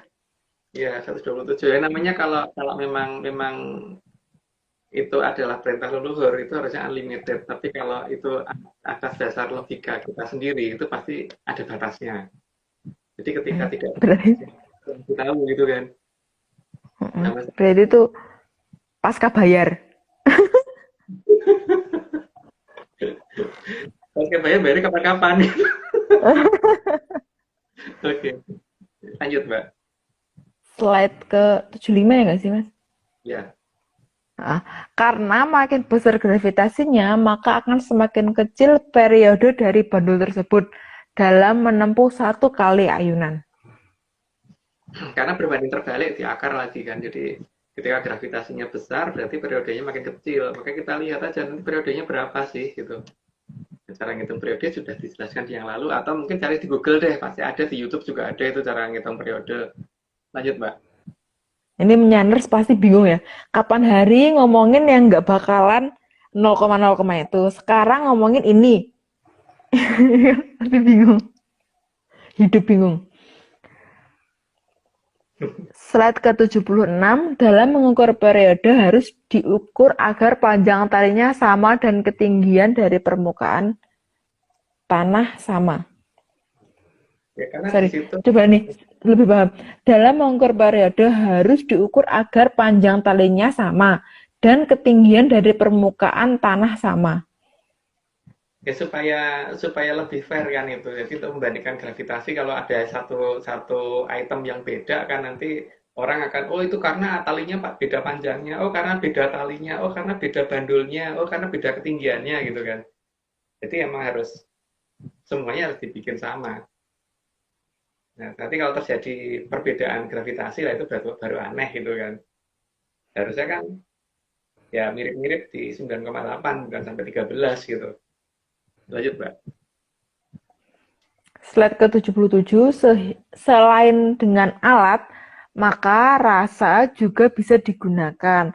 Karena keadaan seperti berdebar-debar juga bisa terbentuk akibat gravitasi yang kelewat besar. Itu maksudnya rasa bukan kayak kerentek gitu ya, Mas?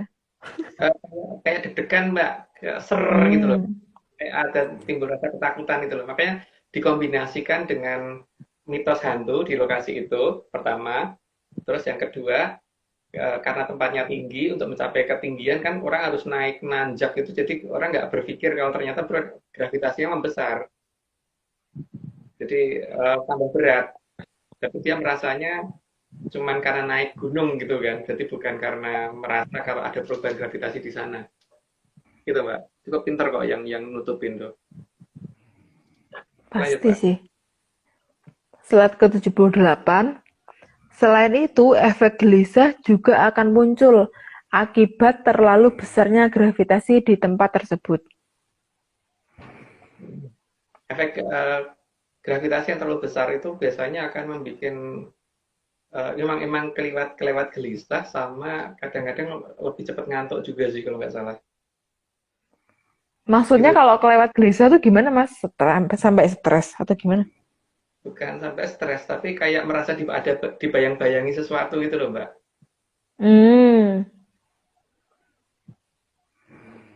Karena ketika bobot kita bertambah, kita kan merasa seperti kita gendong sesuatu gitu kan, padahal nggak ada. Ya, itu karena berat badan. Diri kita ini kayak ada yang bebani gitu kan, kayak ada yang gendong, yang kita Ya. gendong sebenarnya nggak ada. Itu yang bikin gelisah tuh gitu.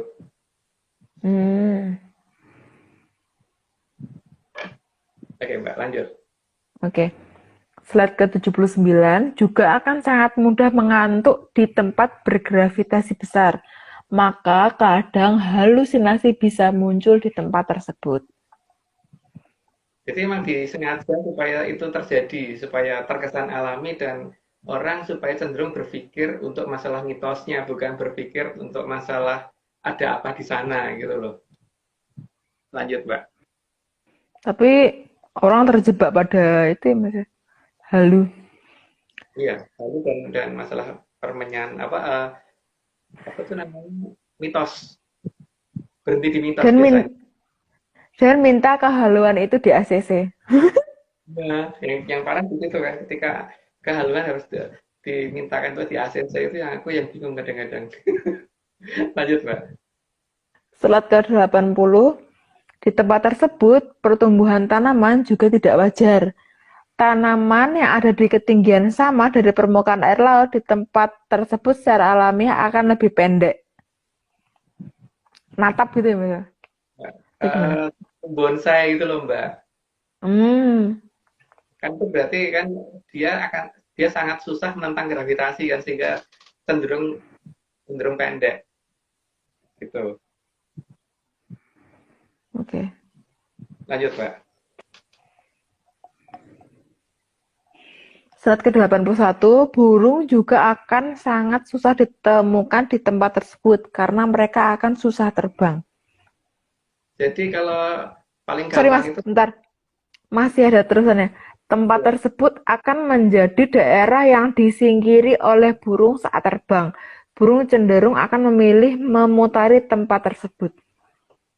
jadi kalau aku biasanya gini Mbak, bawa temen yang punya burung dara yang biasanya dipakai untuk main keplean itu apa namanya itu ya. Nah, kalau di Jogja sih namanya keplean, tapi kalau di ini apa ya yang burung betinanya dipegang terus yang burung jantannya dari kejauhan dilepas gitu terus nanti datengin gitu kan. Nah itu Aku tahu tapi nggak pernah mainan itu Mas. itu aku biasanya untuk ngecek rutenya burung itu lurus atau dia menghindari wilayah tertentu gitu. Kalau daerah yang itu berkali-kali dihindari berarti daerah itu layak dicurigai gitu kan Mbak. Berarti itu tesnya nggak cuma sekali ya? Enggak cuma sekali, biasanya berkali-kali aku sama teman-teman. Jadi biasanya kan dari sini dia lurus ke sini atau dia belok dulu ke sana gitu. Jadi kan kelihatan ya kalau dia belok gini atau dia lurus gini kan kelihatan. Pasti kan burung itu pasti akan berusaha mencari jarak terpendek kan. Tapi kalau dia ternyata punya Benar. jarak, berarti ada apa dengan itu gitu kan. Lanjut Mbak. Slide ke-82, indikasi lain, penggunaan pistol air yang jarak tembaknya akan pendek di tempat tersebut dan biasanya sangat ekstrim bedanya. Kalau nggak bisa ngajak temen, biasanya pakai pistol air sih. Cuman masalahnya kalau pistol air itu kan airnya harus standar ya. Jadi kalau ketika aqua lebih milih kita minum, terus kita isi air yang lain, kan air yang lain mungkin berat jenisnya beda. Jadi dapat dikatakan tidak begitu standar, tapi tetap akan kelihatan kalau gravitasinya tinggi lebih ekstrim, turunnya airnya lebih cepat ke bawah daripada tidak jauh, tidak terlalu jauh biasanya. Gitu Mbak. Oke, slide ke-83. Maka pistol air sangat cocok sebagai alat sederhana dalam mencari posisi Mojopahit yang ada di dekat Jakarta. Jadi kayak James Bond ya Mbak ya, pakai pistol air. Kan kalau James Bond itu kan agen spionase, jadi dia juga mencari data kan. Ini juga mencari data, tapi kalau dia senjatanya pakai peluru beneran, kalau kita senjatanya air gitu loh. Duer, duer, duer gitu. Untuk mengetahui daerah yang tidak logis jangkauan tembakannya gitu. Lanjut Mbak. Slide ke-84. Berbeda kalau menggunakan ketapel, karena ketapel akan susah mencari batu yang ukuran dan beratnya sama. Lanjutannya masih ada lanjutannya Mbak? Sorry. Kalau berbeda berat batunya, maka pasti juga berbeda jangkauan ketapelnya. Maka kalau aku biasanya kan kalau pakai ketapel itu yang sudah ada pakai kayu, jadi jarak ininya selalu segitu gitu kan. Terus biasanya pakai kelereng. Karena kalau pakai kelereng itu kan rata-rata ukurannya sama. Lanjut. Oke, sorry Mas. Ada orang ngorok soalnya. Slide ke-80. Apa Mas? Mas Joni udah tidur ya? Udah. Ini tuh sekarang udah jam berapa ya sini tuh? Jam 2:30. Slide ke-85. Sedangkan air selalu mempunyai berat yang sama, maka air lebih cocok untuk dipilih. Jadi, untuk pengujian di lapangan, menggunakan pistol air lebih pas daripada ketapel.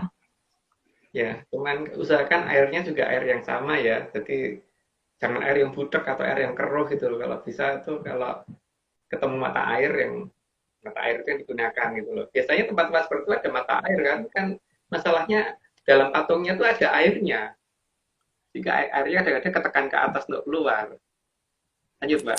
Aduh, aku curiga nih Mas, ada gunung yang dikatakan gunung emas, dan di gunung itu ada mata air yang apa namanya?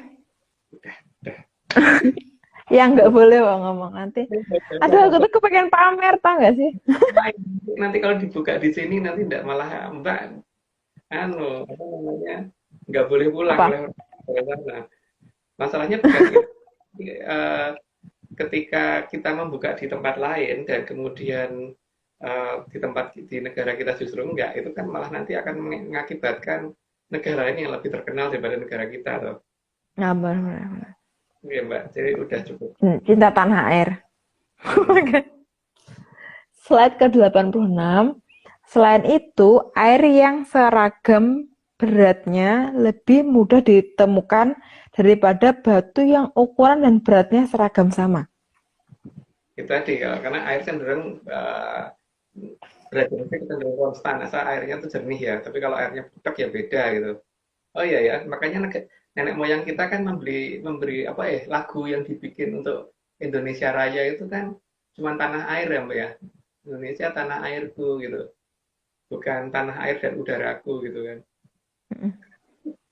Jadi nggak tahu ya udara punya siapa ya, karena tanah dan air punya gitu. Udaranya punya siapa? Lanjut Mbak. Slide ke-87. Pada bagian patung yang merupakan bagian badan biasanya akan lebih ringan. Karena kalau dia lebih berat, maka nanti ketika dia berdiri itu kan tidak akan stabil, maka makin ke atas harusnya makin ringan, bukan makin berat. Lanjut Mbak. Oke, slide ke-88. Agar bagian badan bisa ditidurkan, maka di dalam rongga badan harus diisi air sampai penuh dulu. Tujuannya agar berat jenis berubah posisi agak ke atas sehingga patung akan mudah ditidurkan. Bukan berat jenis ya, titik berat yang berubah. Jadi kalau tadi Oh, titik sorry. berat gara-gara diisi air, titik beratnya berubah ke atas gitu. Karena kalau titik beratnya sudah berubah ke atas kan berarti untuk ditidurkan akan lebih gampang. Karena dia jadi tidak stabil untuk berdiri tegak kan soalnya Mbak. Iya, paham sih Mas aku. Jadi daerah seperti itu biasanya mata airnya jernih sih, pasti berjernih itu. Dan ada kandungan logam khusus gitu loh, sehingga kadang-kadang dikatakan airnya itu sehat kalau di ini gitu loh. Makanya di beberapa daerah yang pernah ada patung besar di situ, masyarakatnya tuh mempunyai kepercayaan yang ngumurin air gitu loh. Biasanya loh. Lanjut Mbak. Iya, sini juga ya. Tapi Mas itu gunung apa yang air kapur enggak ya? Enggak termasuk ya? Enggak. Oke. Slide ke-89. Maka di daerah itu kalau dibangun sumur pasti airnya banyak. Ya. Lanjut aja. Slide ke-90. Karena badan patung rata-rata terbuat dari tembaga, maka pasti akan ada kandungan tembaga dalam air sumur yang berada di tempat tersebut. Itu udah ada penjelasan dari ini, tapi kan kandungan logamnya itu akan berbeda antara komposisinya beda antara bawah dengan atas dan tengah itu pasti beda karena makin ke atas harus makin ringan, makin ke bawah makin berat gitu. Aryo, ini udah 90, perlu disclaimer lagi Aryo. Mungkin disclaimer yang lucu tuh dari ini, yang dari Banyuwangi kemarin Aryo. Yang anak kecil. Bentar, hilang. Nggak, videonya hilang. Ini nih. Tapi kayaknya bakal putus. Kenapa? Ini hanya dongeng, tidak percaya apa? Kalau percaya ya jangan. Itu anak siapa? Ini enggak, satu. Lanjut. Slide ke-91, maka akan ditemukan larutan tembaga sulfat atau tembaga nitrat dalam kadar yang sangat kecil. Ya, karena ada kandungan di situ loh. Biasanya sih itu akan ketemu sih biasanya. Tapi itu kalau benar-benar ngecek beneran ya. Tapi untuk di daerah yang sudah dikeluarkan biasanya sudah ada saringannya yang sudah mereka pasang juga sih sehingga ke filter sih. Makanya sangat kecil ya, sangat kecil. Lanjut, Mbak. Tapi Mas, kalau daerah itu banyak airnya, kan banyak juga yang ngambilin airnya. Kan maksudnya kalau itulah, itu tuh nanti dia ngisi lagi atau gimana Mas? Nah, kalau ngisi lagi Mbak, karena memang disediakan tempat untuk suplai airnya tetap akan diadakan terus dan itu ada pompa dari bawah. Makanya perhatiin deh Mbak, air terjun itu biasanya seperti Grojogan Sewu yang di Tawangmangu itu kan air terjunnya tuh kalau keluar grojoknya kenceng banget.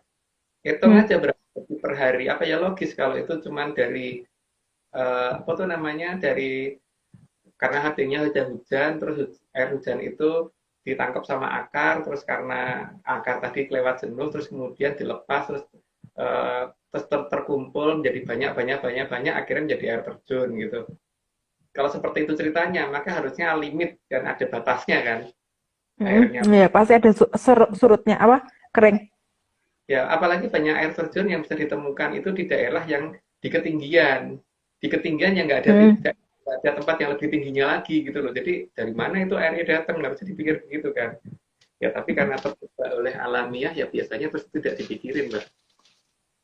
Itu dikasih selang baru sih Mbak Mas. Dikasih selang. Slide ke 92. Jadi pelacakan dari sampel tanah bisa dijadikan indikasi awal untuk mencari lokasi posisi badan dari patung.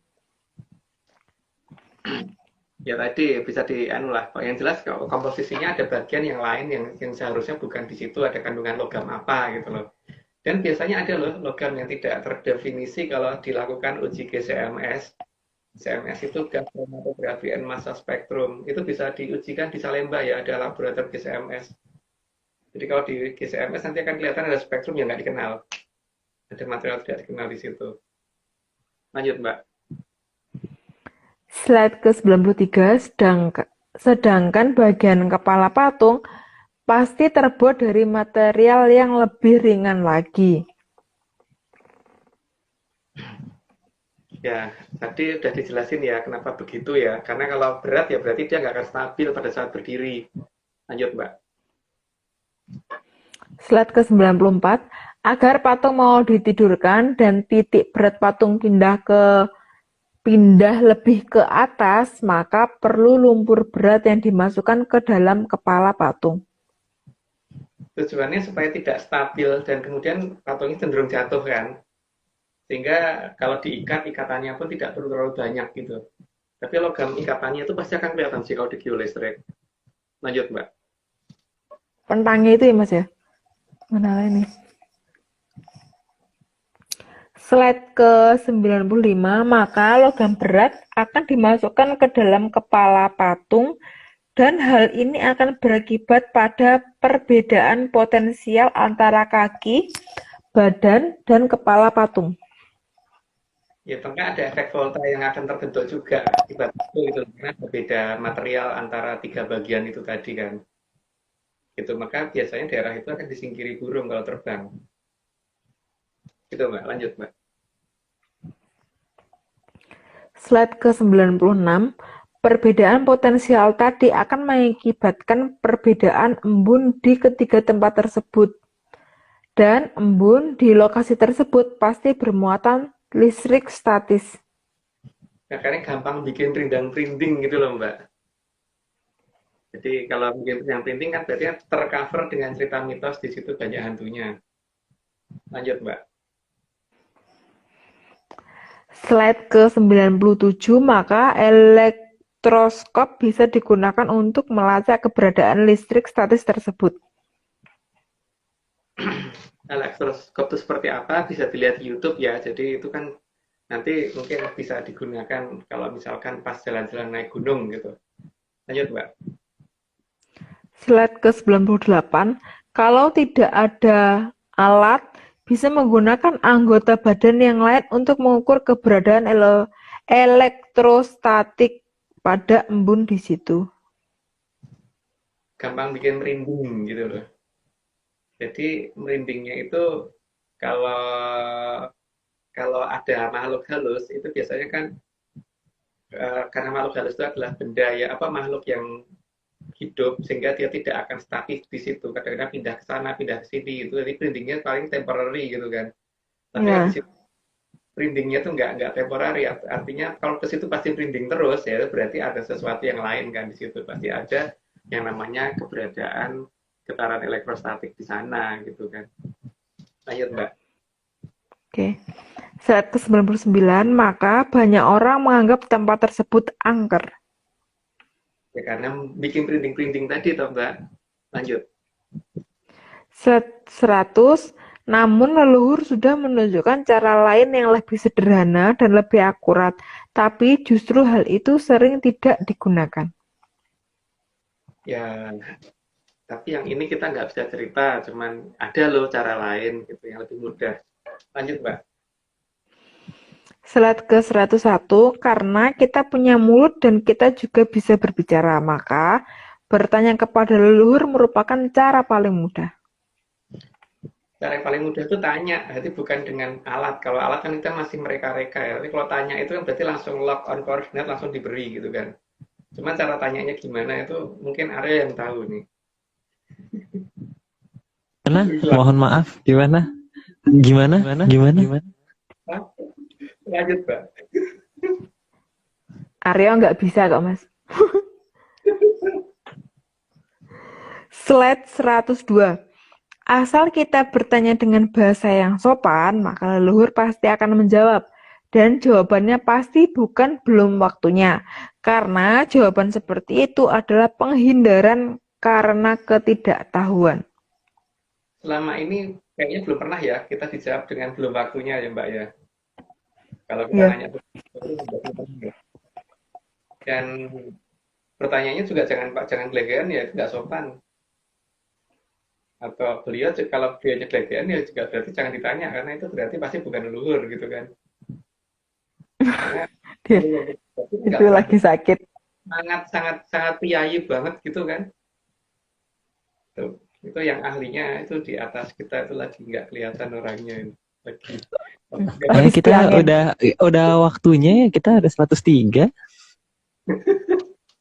Oke, 103. 103, agar dijawab saat bertanya kepada leluhur, harus sesopan mungkin, maka kita harus pada kondisi sehat agar tidak gelegean, karena gelegean di depan leluhur itu sangat tidak sopan. Harusnya begitu ya. Itu versi kita. Tapi kalau versi orang lain kalau itu dianggap sopan ya aku bingung sih. Karena kalau kita aja bicara dengan orang tiba-tiba orang itu gelegean kan ngapain sih gitu kan. Oke, lanjut Mbak.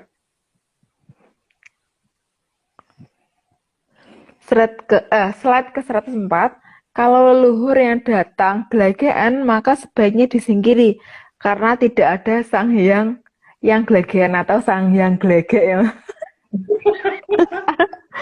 Sang hyang gelegek.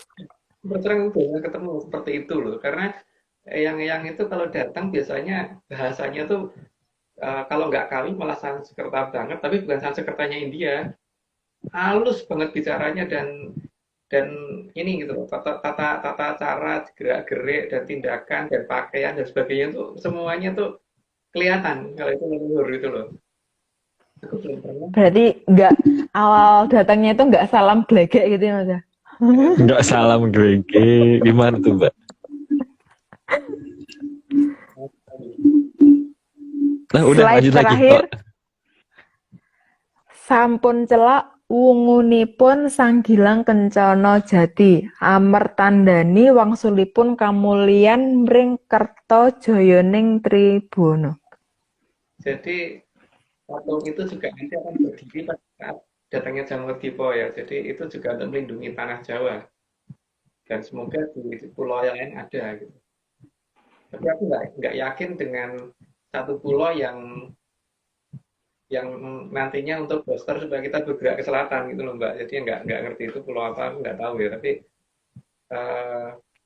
yang jelas semua urutan tentang apa yang akan terjadi tentang masa jamur tiba itu sudah kita urut dan bagaimana supaya kita bisa ini ya. Tapi salahnya kan ini tidak harus dipercaya gitu kan. Jadi tidak. Iya, ini cuma dongeng ya Om ya. Jadi Ya Aryo, jadi ini apa disclaimer apa mobilisasi parsial dulu terus disclaimer total Aryo. disclaimer Pak. Udah lama nggak buka, lupa yang mana. Oh ini dia. Yang Ini semua cuma dongeng. Kalau tidak percaya, Maaf, ke play duluan. Oke.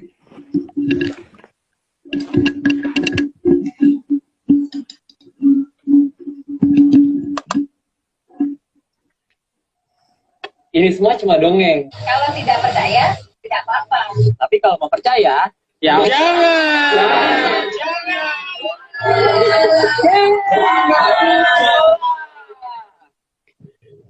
Ini bukan keretakan.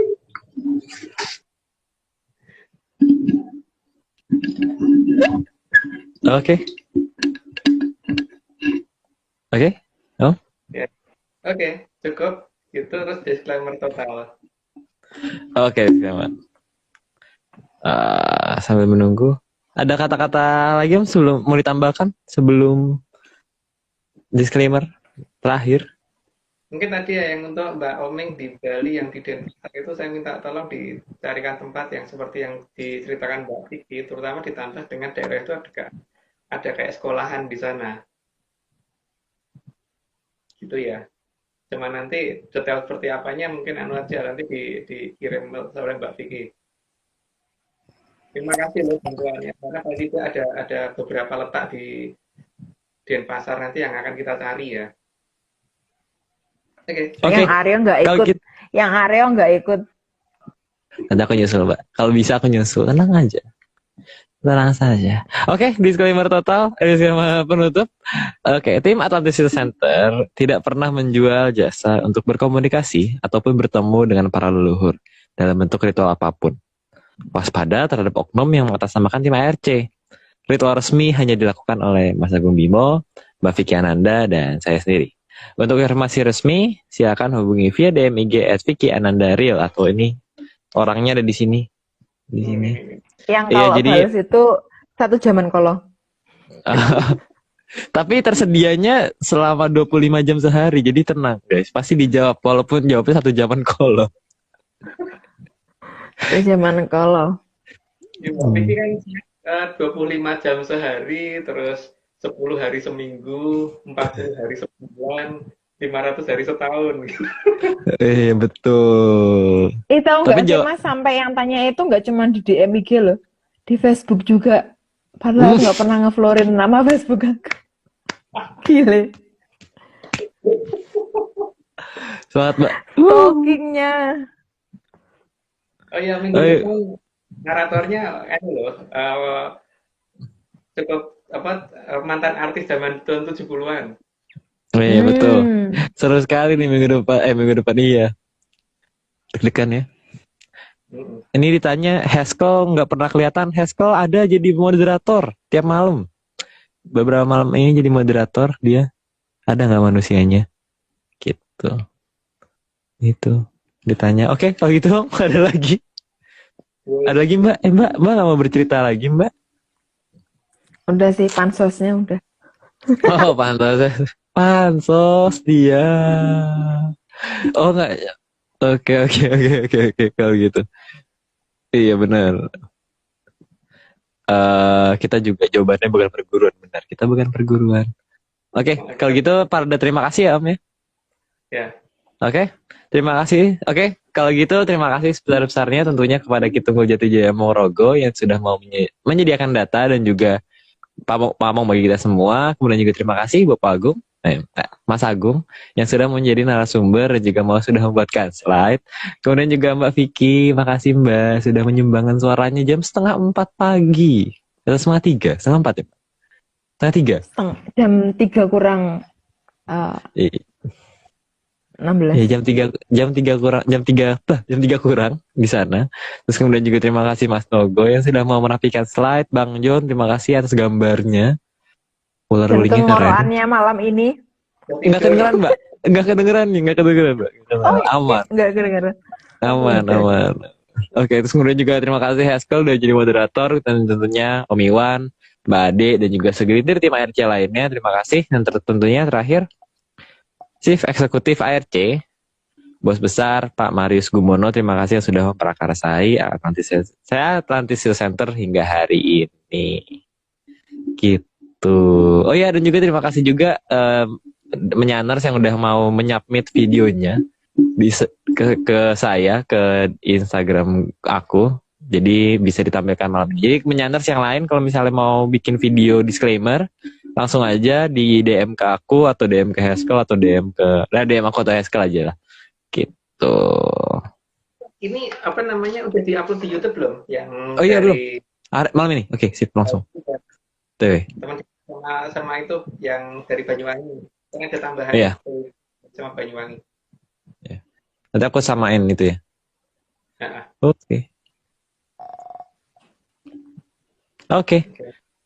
Oke, kalau gitu sekian.